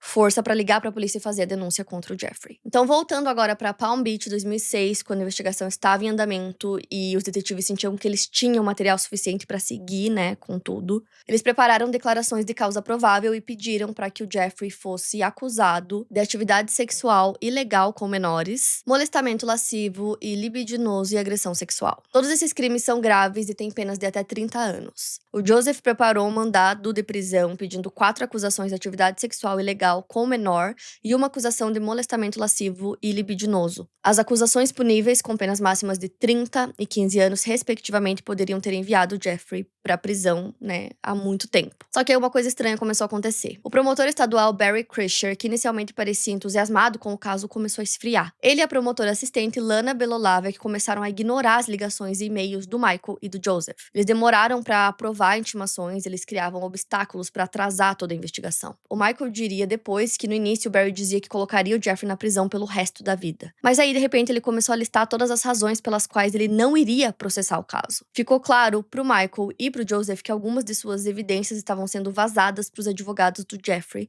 que começaram a questionar tudo o que eles tinham na declaração de causa provável. O Jeffrey tinha montado uma equipe de defesa dos sonhos, os advogados mais famosos e poderosos dos Estados Unidos. Ele contratou o Alan Dershowitz, que é um dos professores de direito mais famosos dos Estados Unidos, de Harvard. Inclusive, ele defendeu O.J. Simpson e outros clientes de alto perfil. Ele contratou Roy Black, um dos advogados criminalistas mais caros da Flórida. Ele também contratou Gerald Lefcourt, um renomado advogado criminal de Nova York, que havia defendido líderes dos Panteras Negras, o ator Russell Crowe e outros clientes famosos. Ele também contratou Kenneth Starr, o ex-procurador independente dos Estados Unidos, que havia investigado o presidente Bill Clinton no escândalo da Monica Lewinsky. Então, basicamente, era um time de advogados que custava milhões de dólares. Eles começaram a trabalhar imediatamente para destruir a credibilidade das vítimas. Os investigadores particulares do Jeffrey compilaram dossiês sobre as garotas, vasculharam as redes sociais delas, encontraram fotos no MySpace, postagens sobre festas, qualquer coisa que pudesse ser usada para fazer que elas parecessem não confiáveis. Uma das garotas tinha fugido de casa, outra tinha uma prisão por drogas, uma terceira tinha roubado no Victoria's Secrets. Algumas postagens no MySpace tinham linguagem vulgar ou fotos com roupas provocativas. O Alan se encontrou pessoalmente com o Barry Krischer e com o Joseph Recorey. Ele compartilhou os resultados da investigação sobre uma das garotas, descrevendo-a como uma estudante de teatro talentosa que xingou o investigador dele furiosamente. O Alan enviou uma carta a Joseph anexando páginas do MySpace de uma das vítimas, destacando fotos dela e comentários documentário sobre maconha. A mensagem que eles estavam passando era clara. Essas garotas não eram vítimas confiáveis, eram adolescentes problemáticas, e elas sabiam o que estavam fazendo. Elas eram, na visão dos advogados do Jeffrey, prostitutas. Por mais incrível que pareça, essa estratégia começou a funcionar. O Barry começou a tratar as garotas como se fossem criminosas e não vítimas. Em abril de 2006, ele foi até o escritório do promotor estadual porque suas ligações não estavam sendo retornadas. Foi aí que ele descobriu algo chocante. O Barry estava permitindo que o Jeffrey se declarasse culpado de agressão agravada, uma contravenção sem tempo de prisão. O Joseph ficou indignado, os promotores nem sequer haviam consultado a polícia antes de fazer essa oferta. Então os promotores pediram a Joseph que escrevesse um mandado de prisão. Ele escreveu pedindo as acusações graves que a evidência suportava. Mas esse mandado nunca foi executado da forma que ele havia proposto. Ao invés disso, em julho de 2006, o Barry convocou um grande júri. Isso era altamente incomum. Grandes júris normalmente só são convocados em casos capitais, casos de pena de morte, mas Barry convocou um para o caso do Jeffrey. E aqui está a parte mais importante. O escritório do Barry nunca entrou em contato ou entrevistou nenhuma das garotas que acusaram o Jeffrey de molestá-las ou abusá-las, de acordo com registros do escritório do promotor estadual. Naquele grande júri, Joseph Recorey testemunhou. Ele contou sobre a investigação, sobre como ele começou com a enteada de 14 anos, sobre como descobriu dezenas de outras vítimas. Ele testemunhou sobre a Hailey, sobre como ela recrutou pelo menos 24 garotas. Ele descreveu como o Jeffrey dizia pra Hailey, quanto mais jovem, melhor. Ele testemunhou sobre outra adolescente que foi abordada por uma amiga quando tinha 17 anos, sobre como o Jeffrey tentou tocá-la durante a massagem e ela disse que estava desconfortável. Sobre como ele ofereceu pagar para que ela trouxesse outras garotas e sobre como ela trouxe 6 amigas da escola, incluindo uma que tinha 14 anos. Mas o grande júri de Palm Beach County ouviu evidências de apenas 2 vítimas. Só 2 entre aquelas dezenas que o Joseph tinha identificado. E a apresentação foi, segundo muitos observadores, tendenciosa. As promotoras apresentaram as garotas de uma forma que fazia elas parecerem menos credíveis. Elas destacaram os problemas das vítimas ao invés de destacar os crimes que o Jeffrey cometeu. Então, no dia 19 de julho, o grande júri retornou com uma acusação. Um único crime de solicitação de prostituição. Uma única contravenção, então o Joseph ficou arrasado, o Michael ficou furioso. Eles tinham feito uma grande investigação, tinham identificado pelo menos 35 vítimas menores de idade até aquele ponto. Eles já estavam rastreando pelo menos mais uma dúzia. Eles tinham evidências sólidas e tudo o que conseguiram foi uma acusação de solicitação de prostituição. No dia 27 de julho de 2006, o Jeffrey Epstein foi preso pela polícia de Palm Beach. Ele foi fichado, tirou foto pro registro criminal e pagou uma fiança de $3 mil. Ele foi liberado no mesmo dia. O Michael estava convencido de que algo estava muito errado. Ele acreditava que o caso estava sendo sabotado. Ele acreditava que alguém ali dentro estava protegendo o Jeffrey. No dia 1º de maio de 2006, antes mesmo da convocação do grande júri, o Michael escreveu uma carta formal a Barry Krischer pedindo que ele se afastasse do caso devido a conflito de interesses. Ele escreveu que precisava urgir o Barry a examinar o curso em comum que o escritório dele estava tomando no caso e considerar se havia razão boa o suficiente para exigir a sua desqualificação, mas o Barry não se afastou. Então o Michael e o Joseph fizeram algo que raramente acontece. Eles levaram o caso diretamente para o FBI. Eles acreditavam que o caso era muito maior do que um caso de crime local. Eles acreditavam que o Jeffrey estava operando em múltiplos estados, que havia crimes federais sendo cometidos, e eles estavam certos. O FBI abriu uma investigação federal em 2006. O que os agentes federais descobriram foi ainda pior do que o que a polícia de Palm Beach imaginava. A operação do Jeffrey não estava limitada à Flórida. Ela se estendia por Nova York, onde ele tinha uma mansão gigantesca em Manhattan, pelo Novo México, onde ele tinha um rancho, e pela sua ilha particular nas Ilhas Virgens Americanas, que mais tarde ficaria conhecida como a Ilha da Pedofilia. Os agentes do FBI identificaram pelo menos 36 vítimas menores de idade em sua investigação federal. Mais tarde, esse número seria aumentado para 40 no acordo de não processo que viria. E eram vítimas diferentes das vítimas identificadas em Palm Beach. Eram garotas de outros lugares, outras cidades e estados. E isso sem contar as irmãs Farmer, que já tinham denunciado o Jeffrey pro FBI em 1996, quando foram completamente ignoradas. A escala dos crimes do Jeffrey era muito maior do que qualquer um imaginava. Uma promotora assistente federal começou a trabalhar no caso com 2 agentes do FBI. Ela trabalhou por meses construindo um caso federal sólido contra o Jeffrey. Em maio de 2007, a promotora submeteu aos seus supervisores uma minuta de acusação de 60 crimes contra o Jeffrey. Ela também forneceu um memorando extenso de 82 páginas resumindo as evidências que ela havia reunido em apoio às acusações e abordando as questões legais relacionadas a essas acusações propostas. A acusação proposta delineava 30 acusações criminais contra o Jeffrey e suas assistentes pessoais. As principais facilitadoras dos seus crimes eram a sua namorada de longa data e companheira, Ghislaine Maxwell, a Sarah Kellen, a Adriana Ross, a Nadia Nadia Marcinkova e a Leslie Groff. Essas acusações incluíam uma acusação de conspiração alegando que as assistentes de Jeffrey procuravam agendar encontros para menores viajarem até a casa do Jeffrey na Flórida para permitir que ele se envolvesse em conduta lasciva com elas. As assistentes do Jeffrey então pagariam as vítimas e, em alguns casos, pagariam para que elas, em troca, recrutassem outras menores. A promotora também propôs acusar o Jeffrey de uma acusação de conspiração para viajar, 14 acusações de incitação de menor, 4 acusações de viagem para se envolver em conduta sexual ilícita e 10 acusações de tráfico sexual. Era um caso massivo, um caso que poderia enviar o Jeffrey para a prisão federal por décadas. Mas aí,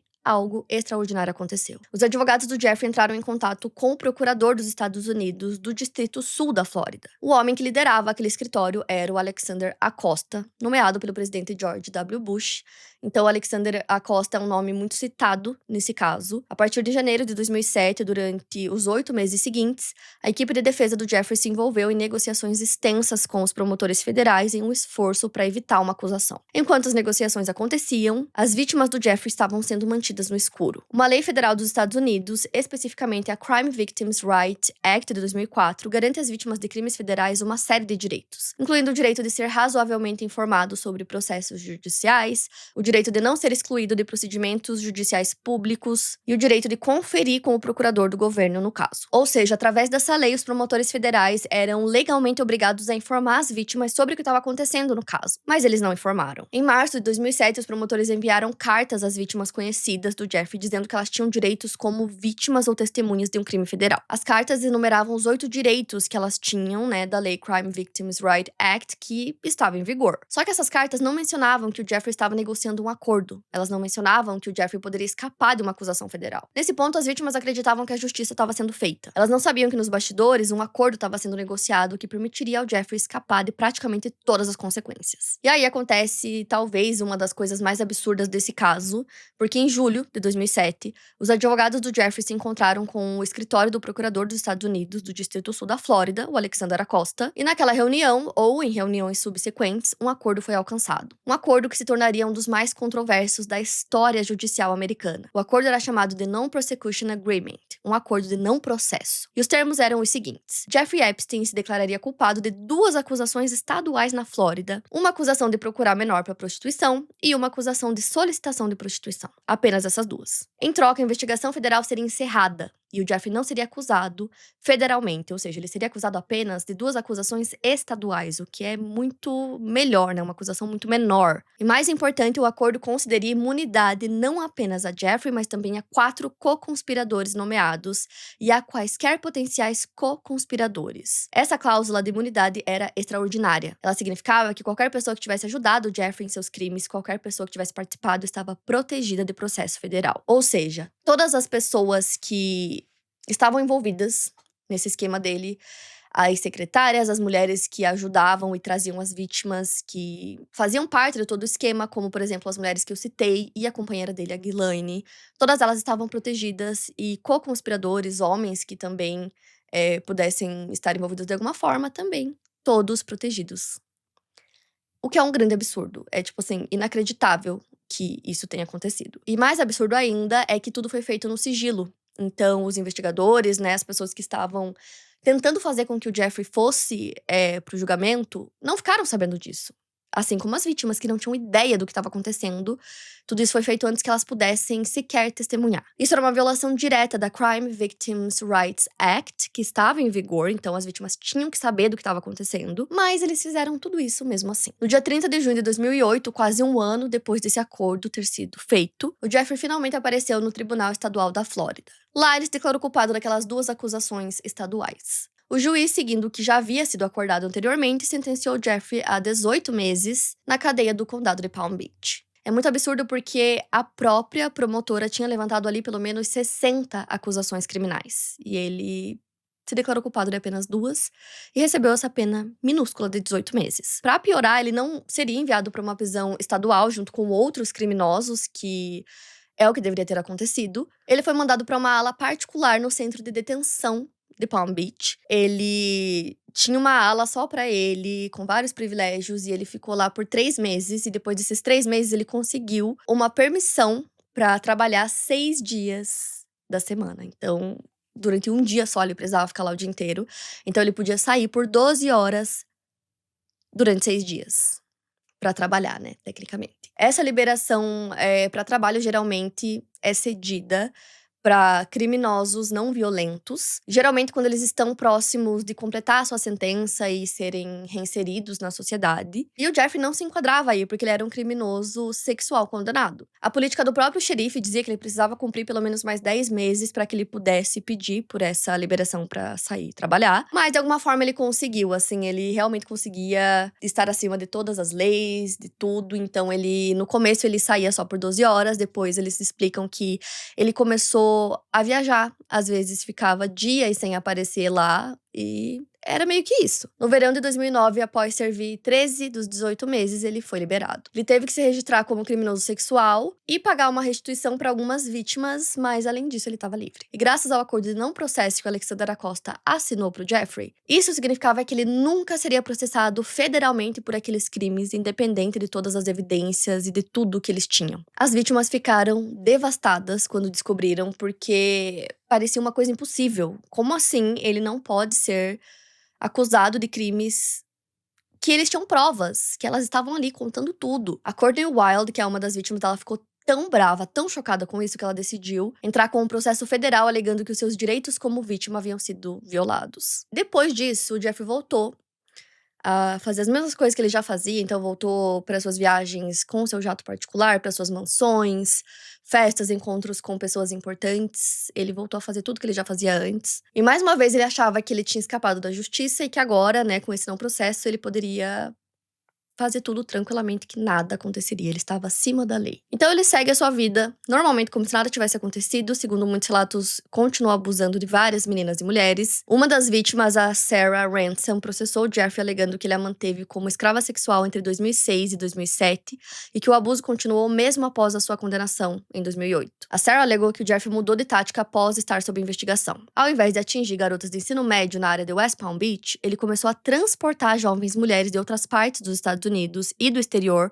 para sua mansão em Manhattan e para sua ilha particular nas Ilhas Virgens Americanas. Outra vítima, Jennifer A. Ross, entraria com um processo em 2019, alegando que uma associada do Jeffrey a recrutou na Talent Unlimited High School em Manhattan quando ela tinha 14 anos. Jennifer foi gradualmente preparada por mais de um ano antes que o Jeffrey abusasse dela em sua mansão em Nova York, quando ela tinha 15 anos. Isso aconteceu em 2002, ou seja, antes mesmo da investigação de Palm Beach começar. Isso significa que muito antes ele já abusava de mulheres. Também tinha Virginia Roberts Giuffre, que se tornaria uma das vozes mais públicas entre as sobreviventes do Jeffrey. A Virginia foi recrutada em 2000, quando tinha 15 anos e trabalhava como toalheira no spa do Mar-a-Lago, o clube do Donald Trump em Palm Beach. Ela foi abordada pela Ghislaine Maxwell, uma socialite, filha do magnata da mídia britânico Robert Maxwell, que inclusive eu tô citando ela mais brevemente aqui nesse vídeo, e ela é muito importante em todo o caso Jeffrey, porque eu vou gravar um vídeo só sobre ela, porque eu quero explicar pra vocês de onde ela veio, a família Maxwell, quem era o pai dela, mas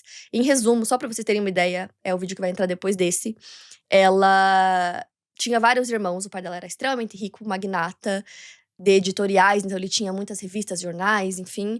E ela era a filha preferida dele, porque ela era a filha mais parecida com ele. Ele é descrito como um pai horrível, como um homem horrível. E aí, quando ele morre, a Ghislaine não tem mais aquela figura do pai, que era quem mandava e desmandava. Então, muitos acreditam que ela encontrou essa figura no Jeffrey, que era muito parecido com o seu pai de muitas formas. Então, já que o pai dela tinha morrido, ela se agarrou ao Jeffrey e aí se tornou sua companheira, sua recrutadora e participava de tudo, sabia de tudo. Aí, voltando pra história da Virginia, ela queria muito se tornar uma massagista profissional e a Ghislaine abordou ela no clube. A Virginia já estava estudando para ser uma massagista e a Ghislaine preparou ela e a entregou ao Jeffrey, que obviamente abusou dela. A Virginia se tornou uma escrava sexual do Jeffrey e da Ghislaine. Eles manteram ela de 2000 a 2002.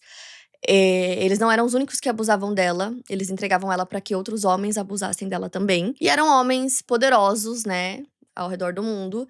E aí ela conta que chegou um momento em que a Ghislaine e o Jeffrey fizeram uma proposta pra ela, queriam que ela engravidasse e desse o filho pra eles, porque eles queriam ser pais. A Virginia ficou apavorada, mas ela pensou como ela poderia usar aquilo a seu favor, então ela falou pro Jeffrey que antes dela pensar em engravidar, ela precisava terminar os seus estudos. Ela queria se qualificar como massagista, o Jeffrey concordou, mandou ela pra Tailândia pra estudar lá e conseguir esse certificado, então ela ficou lá por 2 meses. Mas na Tailândia ela conheceu um australiano, eles rapidamente se apaixonaram e se casaram. Ela tinha contado tudo pra ele, tudo que ela passou, tudo que o Jeffrey fez, e aí ela ligou pro Jeffrey dizendo que ela não ia voltar porque ela estava casada. O Jeffrey ficou furioso, desligou o telefone na cara dela, e aí ela e o marido se mudaram pra Austrália e ela recomeçou do zero. Um tempo depois ela acaba engravidando e ela tem uma menina, e depois que a filha nasce, ela tem uma conversa com o marido muito séria sobre tudo que ela tinha passado, e eles sabiam que o Jeffrey estava impune, estava livre, que ele continuava abusando de várias meninas e mulheres. Então eles decidiram que eles não poderiam ter uma filha que vivesse em um mundo onde ele ficasse impune. Eles não queriam que outras meninas passassem pelo que a Virginia passou, então ela decidiu falar. Em 2014, ela apresentou uma declaração juramentada alegando que havia sido forçada a ter relações com o príncipe Andrew, membro da família real britânica, em 3 ocasiões. Ela também alegou ter sido forçada a ter relações com Alan Dershowitz, o advogado do Jeffrey. Tanto Andrew quanto Alan negaram as alegações. A Virginia processou o Jeffrey e essas alegações colocaram ele de volta aos noticiários. Jornalistas começaram a fazer perguntas. Como esse homem havia escapado com uma sentença tão leve? Quem estava protegendo ele? Em 2015, documentos judiciais de processos civis contra o Jeffrey começaram a ser liberados. Eles revelaram detalhes perturbadores sobre a extensão dos seus crimes e sobre as pessoas em sua órbita. Naquela época, os Estados Unidos estava passando por uma transformação cultural profunda. Em outubro de 2017, o movimento Me Too explodiu. Então, mulheres ao redor do país começaram a compartilhar suas histórias de assédio e abuso, muitas vezes por homens poderosos e conhecidos que haviam escapado impunes. Produtores de Hollywood, executivos, políticos, celebridades, homem após homem foi exposto e responsabilizado por comportamento que havia sido tolerado ou encoberto por anos. As mulheres estavam dizendo: chega, nós acreditamos em vocês e vocês não estão sozinhas. Nesse clima de mulheres finalmente sendo ouvidas e acreditadas, as vítimas do Jeffrey começaram a encontrar sua voz também. Mas foi em novembro de 2018 que tudo mudou. A jornalista Julie Brown, do Miami Herald, publicou uma série de reportagens investigativas devastadoras chamada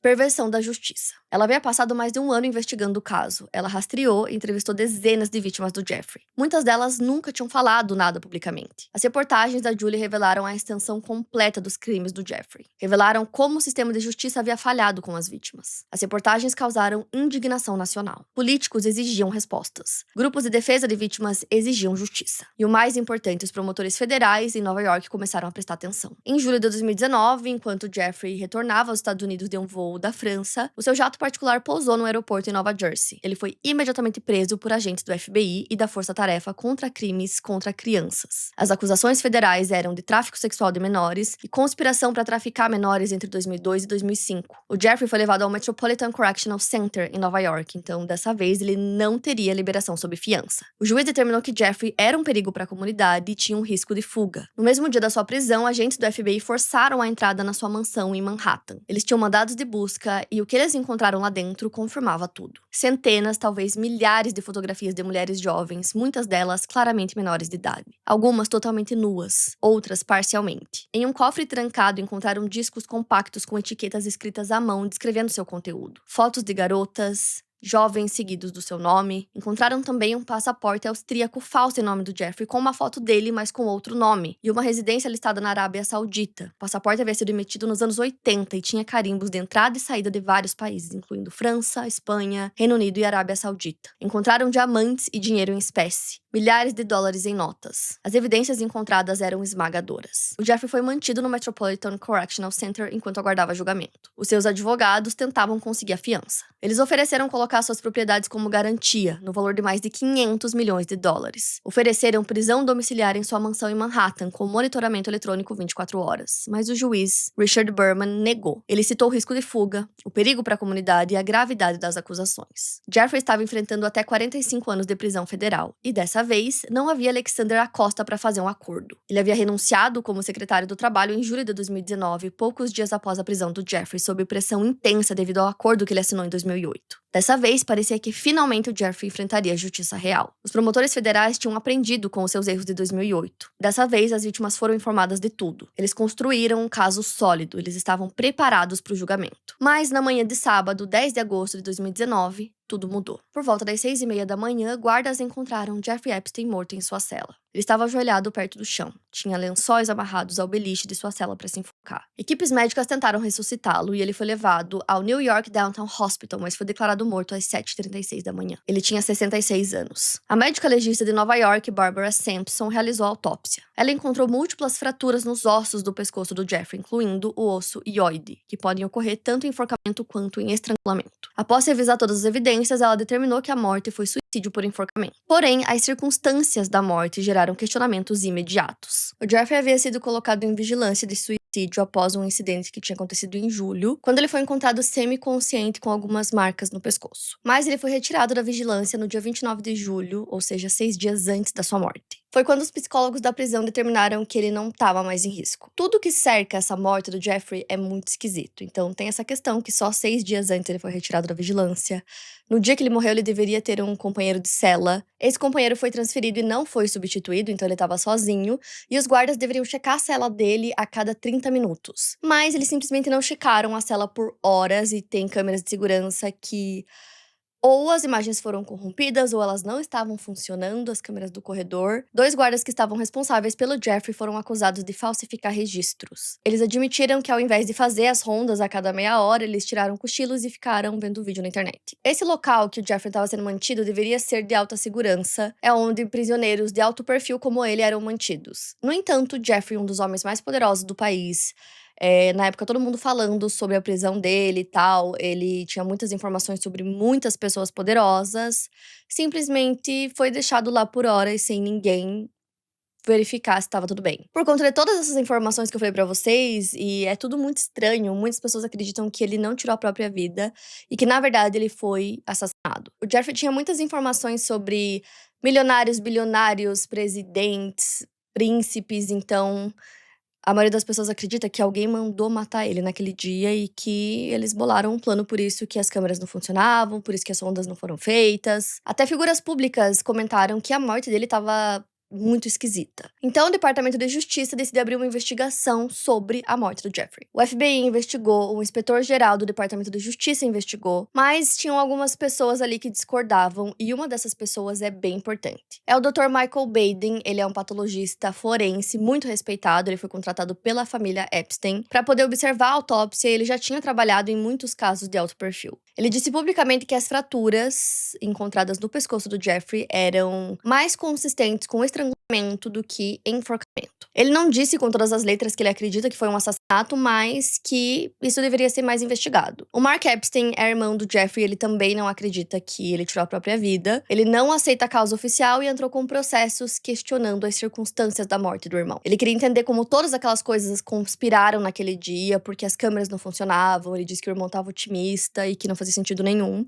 Investigações aconteceram, mas todas chegaram à mesma conclusão: que ele tinha tirado a própria vida. A resposta é que as falhas de segurança foram resultado de incompetência, negligência, falta de pessoal e que, no final das contas, não houve conspiração alguma. Também nunca foi encontrada nenhuma evidência forte de que realmente tenha acontecido um assassinato e meio que permanece assim até hoje. Muitas pessoas ainda acreditam que ele não tirou a própria vida. Tem outras coisas estranhas também que aconteceram nessa época, por exemplo, poucos dias antes da sua morte, ele escreveu o seu último testamento, onde ele colocava basicamente o que ele queria que fizessem com toda a sua fortuna, para quem seria destinada, quanto. Ele deixou dinheiro para várias pessoas diferentes. Uma delas é uma namorada que ele tinha bem mais jovem, que tá vivendo tranquilamente, estudando, acho que ela se formou agora. Ele deixou muito dinheiro para ela. Pra Ghislaine Maxwell, que é sua companheira, por anos ele deixou só 10 milhões.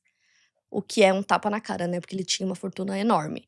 É muito esquisito que ele tenha feito esse testamento pouco antes da sua morte, né? E uma coisa também que dá muita raiva dessa questão do testamento é que ele deveria pagar uma indenização para as vítimas. As vítimas iam falar, né, no julgamento dele e tudo mais. Então ele morreu ou tirou a própria vida antes do julgamento. Elas não tiveram a chance de falar.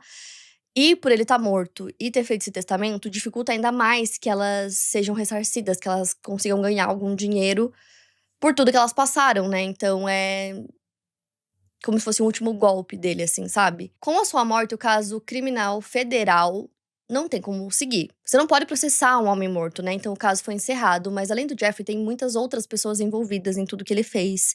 E uma dessas pessoas ainda está viva, que é a sua companheira, a Ghislaine Maxwell. A Ghislaine Maxwell, que durante todo esse tempo que ele foi preso e tudo mais, ela se escondeu. Ela foi para vários lugares diferentes e o FBI encontrou ela em julho de 2020. Ela tentou fugir, mas eles pegaram ela e ela foi presa e acusada de 6 crimes federais. Como eu falei pra vocês, vai ter um vídeo só sobre ela, onde eu vou detalhar tudo isso pra vocês.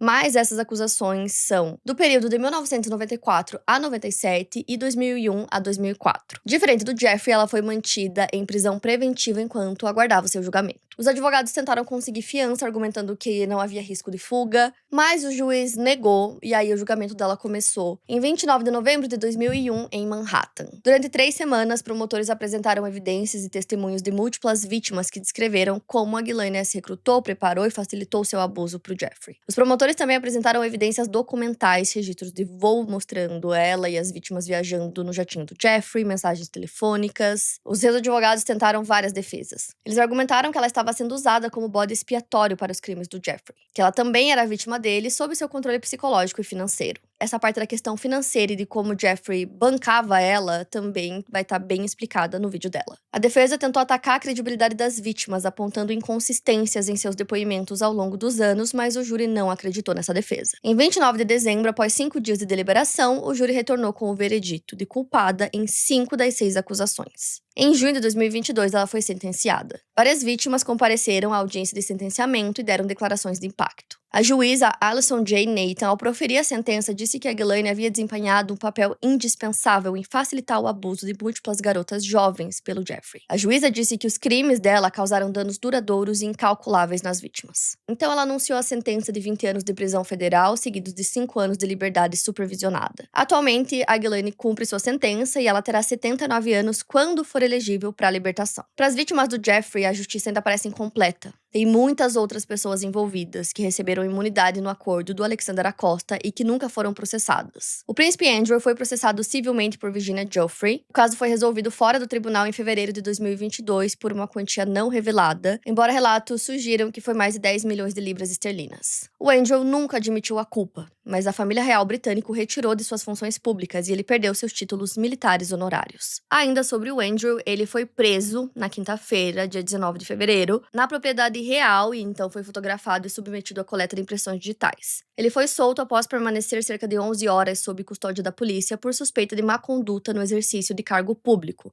em uma investigação ligada ao caso do criminoso sexual Jeffrey Epstein. Um e-mail de novembro de 2010 indicava o repasse de relatórios comerciais sigilosos. A pena máxima para o crime de má conduta em cargo público no Reino Unido é a prisão perpétua.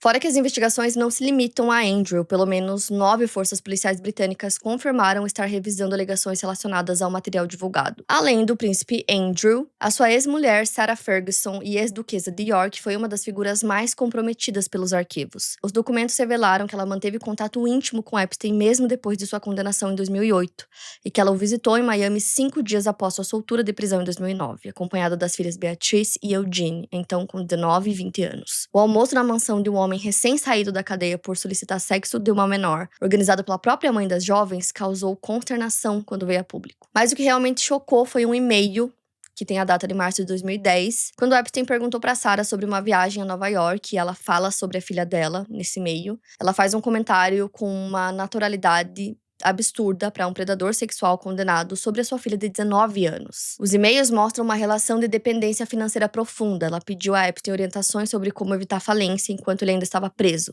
E depois de solto, escreveu pedindo 20 mil libras urgentes para pagar o aluguel, ameaçado de ser divulgado para a imprensa pelo proprietário. Em janeiro de 2010, ela escreveu: "Você é uma lenda, não tenho palavras para descrever meu amor e gratidão pela sua generosidade e bondade. Estou a seu serviço. Case comigo." E em 2011, semanas depois de ter declarado publicamente que cortaria todos os laços com ele, escreveu chamando-o de amigo inabalável, generoso e supremo. Um e-mail de Epstein para um amigo posterior a essa declaração pública insinuava que ele havia financiado a Sarah por mais de 15 anos. As consequências foram imediatas. A sua fundação filantrópica foi encerrada em fevereiro desse ano e 6 empresas das quais ela era diretora única pediram cancelamento de registro em poucos dias. O Andrew era o homem que vivia desde a morte da mãe da Rainha Elizabeth II, em 2002, no suntuoso Royal Lodge, em meio ao luxo de 30 quartos no Winter Grey Park. Até poucas semanas atrás, ele ainda era Príncipe Andrew, mas ele perdeu o título. O rei Charles, nesse momento, disse que eles vão cooperar com quaisquer investigações. Ele disse ter profunda preocupação com o Andrew e suas suspeitas de má conduta em cargo público e declarou que as autoridades contam com todo o apoio e cooperação da realeza. O palácio destaca as medidas sem precedentes adotadas até agora pelo rei: a retirada dos títulos e da residência do Andrew, a oferta de assistência e a decisão de não buscar de nenhuma forma qualquer favorecimento junto às autoridades. E uma coisa muito importante a ser citada é que o Andrew é o primeiro membro sênior da família real na história moderna a ser preso. Tudo isso aconteceu por conta da divulgação dos arquivos do caso Epstein, de que Andrew teria compartilhado documentos oficiais. Entre eles estariam relatórios de visitas comerciais e uma informação confidencial sobre investimentos no Afeganistão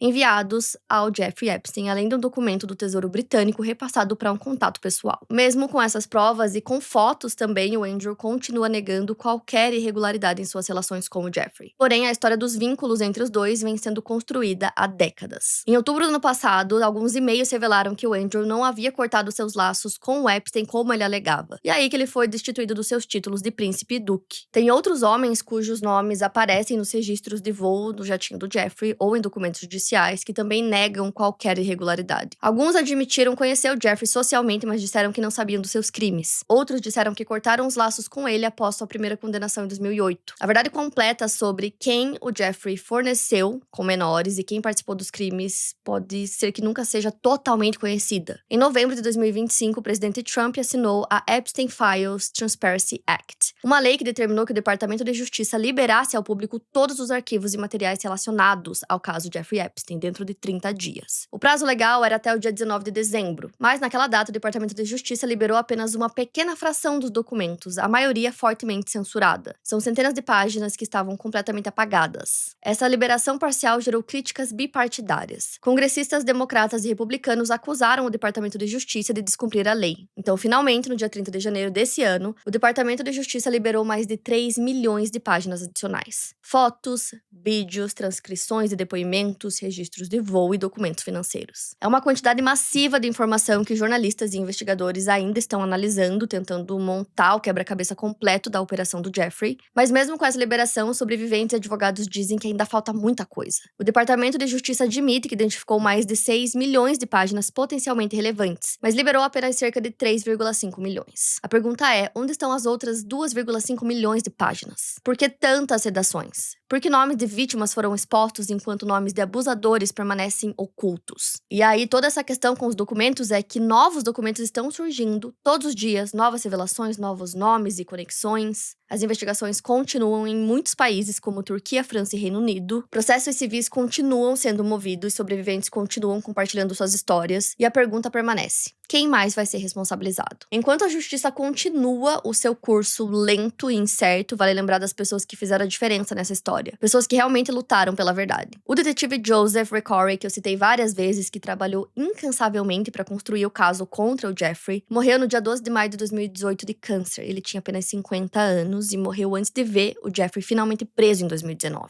Já o chefe Michael Rader, que levou o caso ao FBI quando os promotores estaduais falharam, se aposentou da polícia e agora dirige uma empresa de consultoria de segurança em Palm Beach. Ele disse em entrevistas que o caso Epstein representa a pior falha do sistema de justiça criminal em tempos modernos. O Alexander Acosta, procurador dos Estados Unidos que assinou o acordo de não processo, defendeu suas ações em uma coletiva de imprensa televisionada em julho de 2019. Ele disse que o escritório do promotor estadual estava pronto para permitir que Jeffrey saísse livre sem tempo de prisão e que o acordo federal garantiu pelo menos alguma prisão. Porém, críticos disseram que essa explicação não justifica dar imunidade a co-conspiradores ou manter as vítimas no escuro. Em setembro de 2025, Alexander foi chamado para testemunhar perante o Comitê de Supervisão da Câmara dos Deputados dos Estados Unidos sobre seu papel no acordo de não acusação. No depoimento, ele manteve sua defesa do acordo, dizendo que jamais se encontrou pessoalmente com Jeffrey ou Ghislaine. Hoje, em 2026, o Alexander é membro do Conselho de Diretores da Newswax, uma empresa de mídia conservadora com sede em Boca Raton, na Flórida. Ele ocupa o cargo de presidente do Comitê de Auditoria desde março de 2025. O Barry Krischer, promotor estadual que levou o caso ao grande júri em 2006, de uma forma que resultou em tinha apenas uma acusação leve e se aposentou em 2009.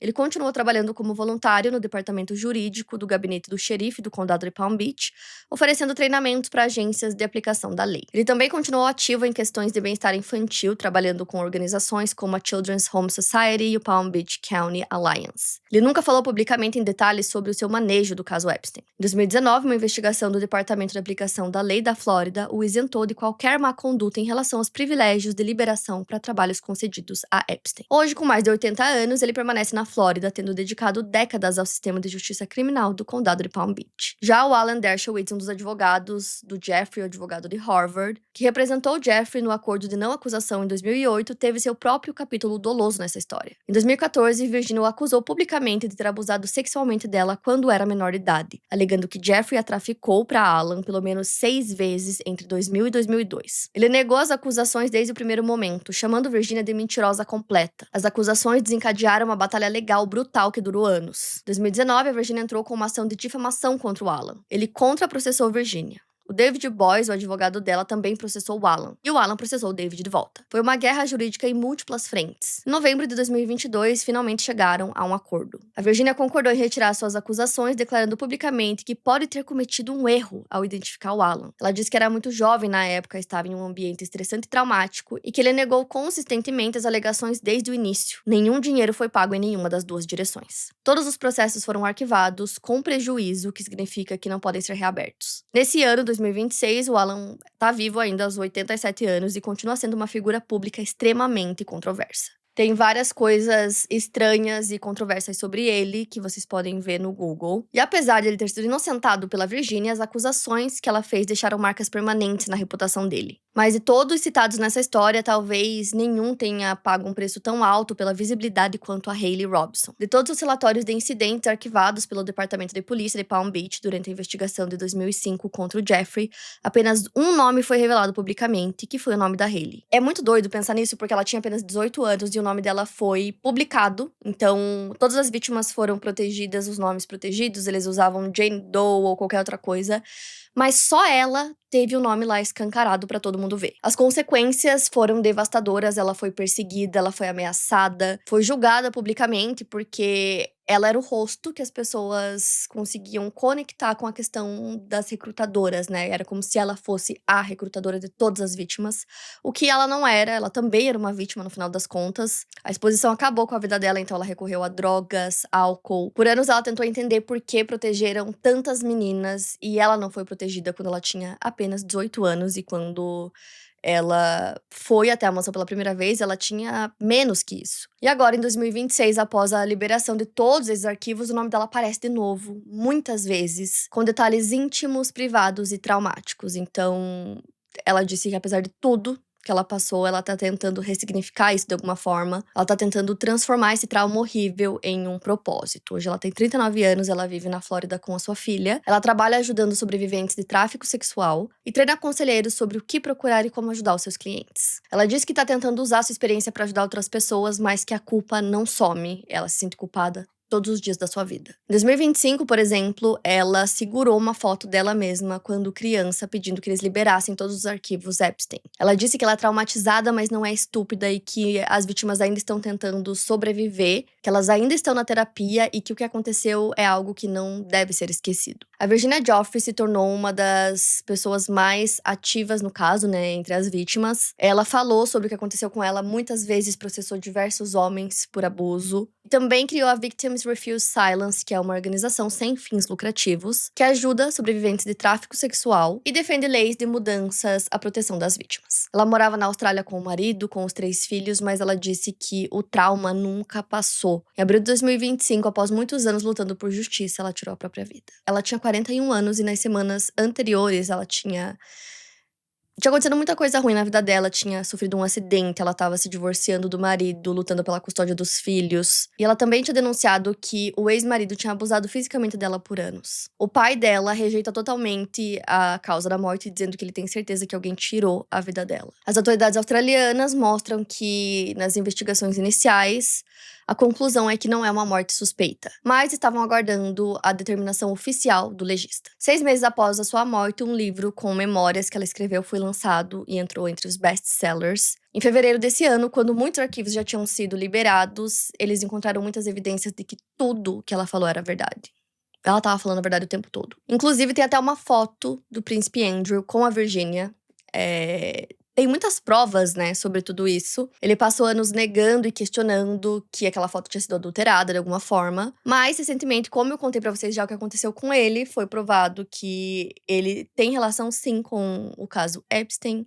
Perdeu seus títulos, foi preso. E aí, já solto depois de 11 horas, mas ainda vai ter muita coisa relacionada a ele, com certeza. Outra vítima que eu preciso citar é a Courtney Wild, que eu citei pra vocês, que ela processou o governo federal por violar os seus direitos como vítima. Então ela travou ali uma das batalhas mais longas e talvez mais importantes sobre o caso do Jeffrey Epstein. Antes de tudo isso, quando ela foi até a mansão do Jeffrey pela primeira vez, ela tinha só 14 anos e ela vinha de um lar completamente disfuncional. A mãe dela abusava de drogas, não tinha dinheiro pra manter a casa, então depois que ela ganhou aqueles $200 do Jeffrey pela primeira vez, ela se sentiu mal, tinha nojo de si mesma, mas ela tinha dinheiro pela primeira vez. Ela começou a justificar pra si mesma que ela estava fazendo aquilo por questões financeiras, e aí mais tarde, quando vários nomes de vítimas foram divulgados, ela viu nomes de amigas que ela tinha levado. Às vezes ela levava 3 amigas em um dia só. Ela disse que quando ela viu aquilo, ela sentiu muito nojo de si mesma. Ela disse que ela ficou doente quando ela viu tudo isso e percebeu o que ela tinha feito. Ela caiu no vício das drogas, tentando buscar algum tipo de consolo, foi presa por conta disso, e ela lembra o quanto ela era uma jovem antes, né, do abuso com o Jeffrey, antes dele entrar na vida dela, que ela era uma jovem que tinha um futuro que poderia ser muito promissor. Ela tinha notas excelentes, era capitã de torcida e a vida dela tinha acabado. Parecia que tudo tinha chegado ao fim, que eles destruíram a vida dela pra sempre, até que em 2008 ela decidiu processar o Departamento de Justiça dos Estados Unidos, alegando que eles violaram a lei que eu citei pra vocês, que protege, né, as vítimas, que as vítimas precisam saber tudo que tá acontecendo no processo. Mas em 2020 o tribunal decidiu que a lei não se aplicava ao caso dela, porque o governo nunca tinha apresentado acusações formais contra o Epstein quando isso aconteceu. Então ela perdeu a batalha. Ela estava nessa batalha há mais de uma década. Em 2022, eles encerraram tudo, o processo, mas ela não desistiu. Em setembro de 2025, a deputada Debbie Wasserman Schultz e o deputado Tim Burchett apresentaram o Courtney Wild Reinforcing Crime Victims' Rights Act, uma lei com o nome dela projetada para fortalecer a lei anterior e garantir que vítimas como ela não sejam novamente excluídas de negociações secretas. Em novembro de 2025, ela esteve presente no Capitólio, em Washington, D.C., quando a Câmara votou 427-1 para aprovar o Epstein Files Transparency Act, seguindo por aprovação unânime do Senado. Ela percorreu um longo caminho desde o vício e a prisão e hoje, aos 33, vive na Flórida, é mãe de família e dedica sua vida a tentar fazer a diferença. As duas irmãs que foram as primeiras a denunciar o caso, a Maria e a Annie Farmer, também continuam lutando. Em dezembro de 2025, quando o Departamento de Justiça liberou os arquivos Epstein, lá estava o relatório do FBI, datado de 3 de setembro de 96, com a denúncia da Maria. Ela tinha denunciado o Jeffrey por roubar fotos artísticas de suas irmãs menores, incluindo a Annie, que tinha 16 anos,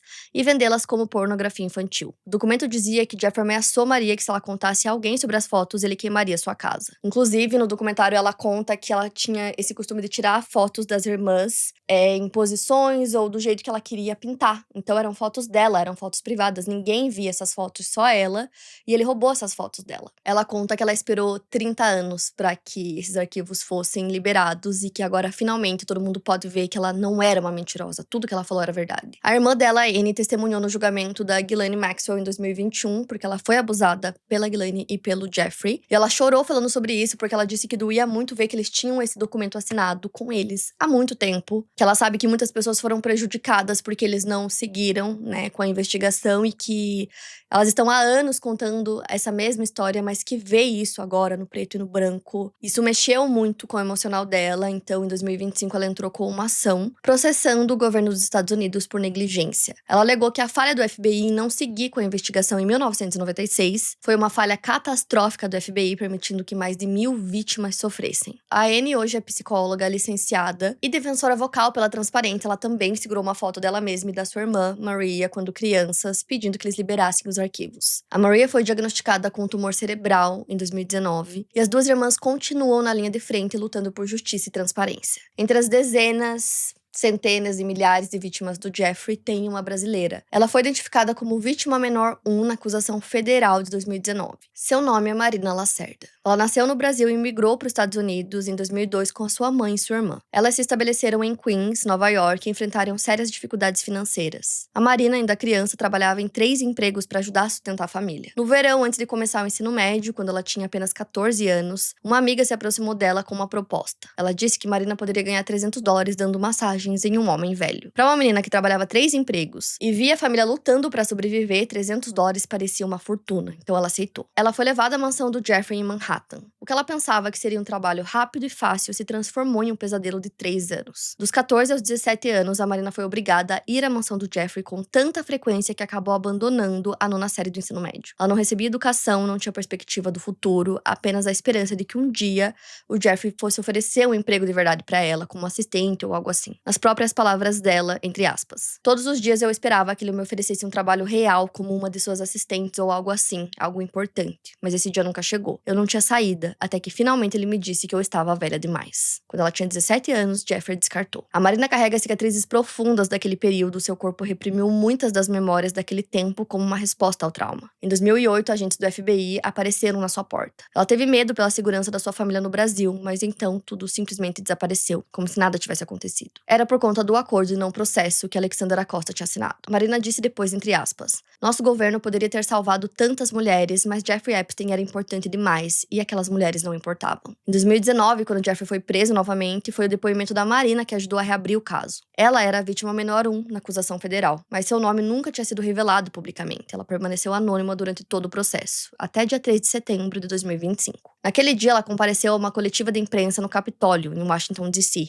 Usando grandes óculos escuros, ela falou publicamente pela primeira vez sobre o que tinha acontecido com ela. Ela disse que a única razão pela qual ela estava ali é porque parece que as pessoas no país finalmente se importavam com o que as vítimas tinham para dizer. Ela estava lá pedindo ao Congresso que liberasse todos os arquivos da investigação. Ela disse que saber a verdade poderia ajudá-la a fechar feridas que ela carregava há mais de 20 anos. Existem muitas vítimas do Jeffrey, muitas delas compartilharam suas histórias em documentários na Netflix, como o que eu citei, que é o Filthy Rich. Tem outro documentário da Lifetime chamado Surviving Jeffrey Epstein. Na Max também tem documentário que, se você colocar o nome dele, já aparece. Então, aqui no vídeo eu citei apenas algumas dessas sobreviventes que tiveram coragem, né, de falar publicamente e lutar por justiça. O espólio do Jeffrey Epstein estabeleceu um fundo de compensação para vítimas em junho de 2020, administrado pela advogada Jordana Feldman. O fundo recebeu aproximadamente 225 pedidos de indenização, mais do que o dobro do esperado. Dessas, 150 vítimas foram consideradas elegíveis. Até o encerramento do programa, em agosto de 2021, o fundo pagou aproximadamente 121 a 125 milhões de dólares. Cerca de 92% das vítimas elegíveis, aproximadamente 135 a 150 pessoas, aceitaram a compensação oferecida. Mas, em troca de receber compensação, elas tiveram que concordar em não processar o espólio ou os executores. A cláusula também as impedia de processar os empregados do Jeffrey, o que significa que mulheres como Sarah Kellen, Leslie Groff, Nadia Marcinkova e outras que recrutaram garotas continuam protegidas da justiça. Cerca de 8 a 10% das vítimas elegíveis rejeitaram a oferta e optaram por continuar com os processos judiciais buscando valores maiores ou justiça de outras formas. Além do fundo de compensação, processos separados contra bancos que facilitaram as operações de Epstein renderam centenas de milhões adicionais. Porém, dinheiro nunca vai ser suficiente, ele não pode compensar os anos de trauma, não pode restaurar uma confiança roubada. Ele não pode apagar os pesadelos, mas talvez ao menos possa ajudar algumas sobreviventes a reconstruir suas vidas. Em 30 de janeiro de 2026, o Departamento de Justiça dos Estados Unidos divulgou o maior lote de documentos da história do caso Epstein. Mais de 3 milhões de páginas, 180 mil imagens e 2 mil vídeos. O material estava organizado em 12 conjuntos de dados contendo sumários de entrevistas do FBI, relatórios policiais, e-mails, registros bancários, extratos de transferências, voos e imagens fotográficas. Muitas dessas coisas eu não cheguei a entrar pra olhar eu mesma, tem muita coisa e você tem que baixar os arquivos, tem que olhar um por um. Então, eles não estão assim no nome o que é. Você tem que ir abrindo pra ver. Eu já tô tão acostumada a contar casos pra vocês e a ler sobre isso. Eu leio muito, né, sobre casos criminais e tal. Mas fazia muito tempo que um caso não me pegava tanto quanto esse. Pra mim, esse é um caso muito difícil, eu estudei muito ele. E eu não tive coragem de abrir esses arquivos, gente. Não tive coragem, é uma coisa que eu me recuso a fazer. Tem algumas teorias que eu vou abordar assim, nas redes sociais sobre vítimas, sobre meninas que desapareceram, casos não solucionados que podem ter conexão com o Epstein. Mas sobre esses arquivos, mesmo eu não entrando e pesquisando, eu estudei tanto esse caso que por muito tempo e até agora só aparece isso pra mim. Então fica aparecendo vários vídeos de pessoas falando sobre e tal, e eu acabei vendo muitas imagens, desses arquivos que foram divulgadas. Então imagens bem pesadas, imagens que eu não vou esquecer, entendeu? Então assim, não aconselho vocês a procurarem, eu acho que o que a gente sabe, e tudo que eu disse aqui já é muita coisa, então essas imagens vocês vão ver uma vez e não vão esquecer nunca mais. Então por isso que eu decidi não eu mesma ir lá procurar e ver, porque eu não sei o que que isso traria pra mim, o que eu poderia trazer pra você, porque aquilo já aconteceu, né, aquilo a gente não sabe quem são, porque tem muita tarja preta na cara das vítimas, então a gente não sabe quem é. Mas a gente consegue olhar e pensar: "Ah, era uma menina, menor de idade, que poderia ter no máximo 6 anos", então umas coisas assim, e isso mexe muito comigo.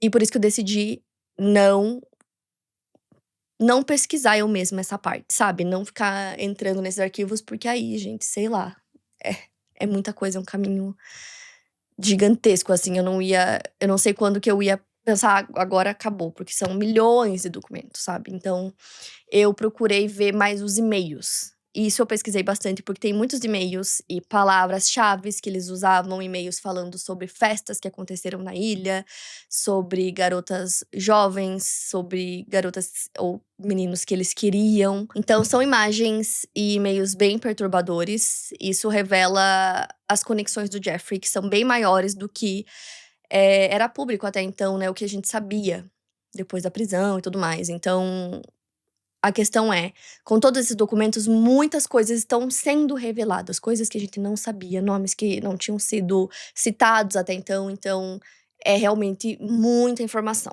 As pessoas que eu vou mencionar agora são pessoas citadas nesses arquivos, mas que não foram acusadas de maneira alguma. Elas não foram acusadas de envolvimento nos crimes que o Epstein cometeu, mas a proximidade dessas pessoas com ele levantou, assim, uma pressão pública para que isso fosse mais investigado. Então, por exemplo, o Donald Trump é mencionado 38.000 vezes. Também foi revelado que o Epstein guardava muitos arquivos recortados sobre o Trump, o que mostra que ele realmente tem essa obsessão por homens no poder. Por muitos anos, o Trump negou qualquer envolvimento, mas nos arquivos tem alguns registros de que ele teria pegado voo no jatinho particular com o Epstein várias vezes. Isso nos anos 90, em 2006, ele ligou pro departamento e elogiou a investigação contra o Epstein, dizendo que eles finalmente iriam pará-lo. Ele teria dito na ligação que ele mesmo teria saído correndo de uma ocasião que envolvia o Epstein e meninas adolescentes. O próprio Departamento de Justiça disse que as alegações eram infundadas e não eram verdadeiras. O Trump continuou negando qualquer irregularidade. Outra pessoa muito famosa, que aparece várias vezes, é o Bill Clinton. Ele aparece em fotos, registros de voo, tem correspondências que a equipe dele trocava com a Maxwell. Entre 2002 e 2003, ele voou pelo menos 26 vezes no avião particular do Jeffrey. O Clinton negou qualquer envolvimento nos crimes envolvendo o caso Epstein, disse que cortou relações com ele antes da sua prisão em 2006. Mas por conta de toda a pressão do caso, o Bill Clinton e a Hillary Clinton concordaram em depor. O Elon Musk também aparece em alguns e-mails conversando com o Epstein e perguntando sobre as festas da ilha. Em novembro de 2003, ele é convidado para o Caribe no Natal do Epstein e ele cita o Woody Allen nesse e-mail, que não me surpreende nem um pouco. O Elon Musk disse que ele recebeu 5 convites para ir até a ilha, mas que ele nunca foi e que ele entende que esses e-mails possam ser mal interpretados. O Steve Bannon é ex-assessor do Trump e ele trocou muitos e-mails com o Epstein. Inclusive, ele planejava fazer um documentário sobre ele. E em uma das gravações, o Epstein falou por horas. Os arquivos mostram que o Epstein enviou presentes caros para ele e para o seu filho. O Steve intitulou a produção do documentário como The Monsters, a vida de Epstein entre a elite global. Já o secretário de Comércio Howard Lutnick, que havia afirmado publicamente nunca mais ter estado com Epstein após 2005, apareceu em correspondências de 2011 e 2012, marcando encontros e almoços. A porta-voz do secretário disse que ele teve interações limitadas com Epstein na presença de sua esposa e nunca foi acusado de irregularidade. Já o Woody Allen e sua esposa, Sun e Previn, são um dos casos mais detalhados dos arquivos. Os 3 eram vizinhos em Nova York e jantavam juntos com frequência. Os e-mails mostram que Epstein ajudou a filha do casal a ser admitida na faculdade Bard College por meio de um contato pessoal com o presidente da instituição. Em 2015, Epstein usou sua relação com a ex-assessora jurídica da Casa Branca, Kathy Rumler, para organizar um tour da Casa Branca para o casal, na época da administração Obama. Nos registros, Woody Allen descreveu os jantares na mansão de Epstein numa carta escrita para seu aniversário de 63 anos, notando a presença de várias mulheres jovens servindo o lugar, com uma referência ao castelo do Conde Drácula. Quando Epstein convidou Woody Allen para uma viagem ao Caribe em 2013, ele mencionou que Elon Musk poderia curtir a companhia deles. Em 2015, ao ser convidado para visitar a Casa Branca, Allen respondeu em mensagem: "Com minha ficha policial, nunca vou passar pela segurança." Woody Allen negou qualquer envolvimento nos crimes de Epstein. Falando sobre o nosso país, sobre o Brasil, tem mais de 4.000 documentos nos arquivos fazendo referência ao nosso país. O estado de São Paulo analisou mais de 30.000 desses arquivos e identificou um padrão estruturado. Viagens regulares ao Brasil com o objetivo explícito de identificar aspirantes a modelo, aproximação com agências, revistas de moda e concursos de beleza. O Jean-Luc Brunel, o agente francês que cofundou com Epstein a agência MC2 Models, era o principal intermediário nessa operação. Em 2019, poucos meses antes de Epstein ser preso, Jean estava em Brasília e percorreu diversas capitais brasileiras em busca de adolescentes, prometendo carreiras internacionais. Em 2016, 8 anos após a sua primeira condenação, Epstein trocou e-mails com um associado chamado Ramsey L. Colley sobre comprar uma agência de modelos brasileira. Ramsey apresentou um relatório sobre 3 das maiores agências do país: a Ford Models, a Elite e a L'Equipe. Ele sugeriu que um concurso seria ideal por atrair garotas caipiras sem experiência. A intenção, segundo os documentos, era explícita: ter acesso a essas garotas. Um depoimento de 2010, também nos arquivos, afirma que Epstein viajava frequentemente ao Brasil e mantinha contato com uma mulher que fornecia garotas para ele para fins sexuais, incluindo menores de idade. Registros mostram que 4 dias após sair da cadeia, em junho de 2009, o Epstein já escrevia para uma brasileira que ele conheceu antes da prisão. No ano seguinte, segundo os e-mails analisados pelo jornal Estado, essa mesma mulher passou a atuar como recrutadora de outras jovens. Em outra mensagem, um interlocutor escreveu a Epstein em 2013: "Nova brasileira acabou de chegar. Sexy e bonita, 19 anos." Em 2012, Epstein escreveu: "Princesa, onde você está? Estarei em São Paulo essa semana. Quem está lá?" Revelou-se ainda que o Epstein não apenas visitava o Brasil, como ele tinha um CPF válido no país e ele chegou a cogitar obter a nacionalidade brasileira após sair da prisão em 2009. A Receita Federal confirmou que o CPF permanecia ativo em seu sistema. O Ministério Público Federal do Rio Grande do Norte abriu investigações após receber denúncias sobre o aliciamento de uma mulher de Natal para práticas sexuais nos Estados Unidos. O caso Epstein não terminou com a morte do Jeffrey em agosto de 2019, não terminou com a condenação da Ghislaine Maxwell esse ano e não terminou com os acordos milionários com bancos e com espólio. Esses arquivos deixam claro que o alcance da rede criminosa era muito maior do que qualquer investigação anterior havia revelado, e que 30 anos depois das primeiras vítimas, a contabilidade ainda não foi feita. Então, eu acredito que vocês esperavam que eu falasse um pouco sobre arquivos específicos, ou até colocasse essas imagens aqui no vídeo, mas de forma alguma não quero colocar isso aqui. Como eu falei pra vocês, é tudo público, vocês podem pesquisar. Tem muita gente falando só sobre isso, essas pessoas têm mais estômago do que eu. Eu vou fazer vídeos curtos para as redes sociais falando sobre teorias. Tem várias teorias envolvendo casos que a gente conhece, que possam ter ligação à Ghislaine, ao Jeffrey. Então são teorias, né? Quanto ao restante dos documentos, das fotos, dos vídeos, eu deixo pra conta de vocês, pra quem quiser ver, pesquisar. Tem muita gente falando sobre e colocando essas imagens, fazendo conexões com datas, com pessoas, o que eu poderia até fazer, mas a questão é, muitas dessas imagens têm as tarjas cobrindo, então muita coisa não dá pra ver direito. Muita coisa pode ser teoria, então eu acho que é fulano, eu acho que era isso, mas o que é fato mesmo, eu trouxe pra vocês. Uma coisa que é óbvia é que o buraco é mais embaixo, entendeu? Ele não só abusava dessas meninas, ele abusava de crianças, e não só ele, como outras pessoas envolvidas também. Tá muito óbvio agora que na ilha aconteciam coisas horríveis, era uma ilha afastada, então eu fico imaginando essas vítimas lá sem ter pra onde ir. As crianças que eram levadas pra lá. Então, eu tô vendo muita informação também que tá errado. Tem um menininho e uma menininha que são irmãos, que eles estão dando um depoimento e não é sobre o caso Epstein. E tá sendo amplamente divulgado como se fosse, porque o que eles falam faz todo sentido com o que a gente sabe que acontecia nessa ilha, né? Que isso vocês podem pesquisar também. Mas não é. Então tem toda essa questão também de eu vir aqui e contar pra vocês o que é fato, o que é real, e não uma coisa que depois eu posso olhar e falar, nossa, tá errado, sabe? Esse já foi um vídeo difícil de gravar, então eu imagino que vocês estejam enojados com tudo que eu contei. E aí, por isso que eu falo, os arquivos são piores. Tem coisas piores que aconteceram e que eu não quero citar, sabe? Eu acho que fica a critério de vocês, são informações muito fáceis que vocês vão encontrar do que acontecia na ilha, as palavras que eles usavam e que eram palavras que não era aquilo que significava, tipo, pizza, não era pizza, era outra coisa. Fotos, vídeos e, enfim, várias coisas horríveis, inimagináveis que aconteciam lá. É bem facinho de descobrir tudo isso, então pra quem quiser e se sentir forte o bastante pra ver tudo isso, vocês vão achar bem fácil. E, mais uma vez, os arquivos estão públicos pra quem quiser procurar. Eu tenho certeza que esse não vai ser o único vídeo sobre esse caso aqui no canal. Eu já vou vir com outro vídeo pra vocês, próximo vídeo do canal, só falando sobre a Ghislaine Maxwell, que também é muito importante nesse caso. E aí, nas redes sociais, eu trago as teorias pra gente discutir. E aí, a gente vai acompanhando, vendo o que vai acontecer. No caso dela, que ela pode mudar também, a qualquer momento decidir falar, o que eu acho difícil, mas pode acontecer. Eu acredito que tem muitas investigações acontecendo em cima desses arquivos também. Então, toda semana tem novas informações, sabe? Então, a gente vai aguardando. Tem o Príncipe Andrew, que não é mais príncipe, perdeu o título também, que tá acontecendo. Então, assim, vai ter muita informação ainda. Eu vou trazendo pra vocês, mas acredito que com esse vídeo e com o próximo vídeo, vocês já vão entender muito de quem eram essas pessoas, do esquema que eles montaram, de tudo que eles fizeram por anos e conseguiram escapar impunes.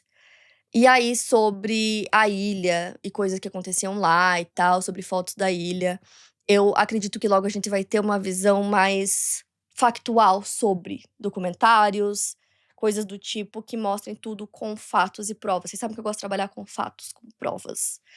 Então, no documentário da Netflix, tem uma das vítimas que ela cita muito sobre o que ela passou na ilha e tal. Então, aí é uma prova, né? Uma pessoa contando. E eu aconselho que vocês assistam. Esse documentário da Netflix é bem bom, tem várias pessoas falando, pessoas que eu citei aqui. E aí vocês conseguem ter uma visão bem ampla do caso, assim, sabe? Mas eu tentei trazer o máximo de informações aqui. Vamos aguardar e ver como eu vou trazer pra vocês o restante das coisas, mas eu senti que essa era a melhor forma de fazer isso no momento, tá?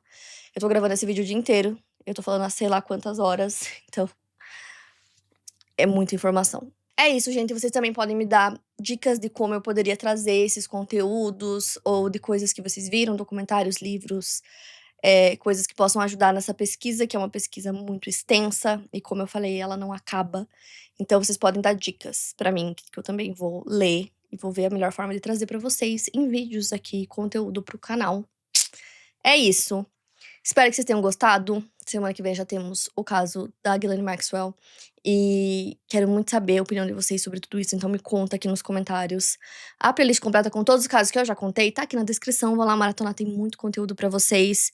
Quinta Misteriosa também é podcast pra ouvir quando e onde quiser. E não esquece de me acompanhar nas redes sociais, que eu vou deixar aqui na tela pra vocês. Me siga por lá que tem muito conteúdo extra de séries, filmes, livros. E é óbvio, true crime. Então é isso, eu vejo vocês no próximo vídeo.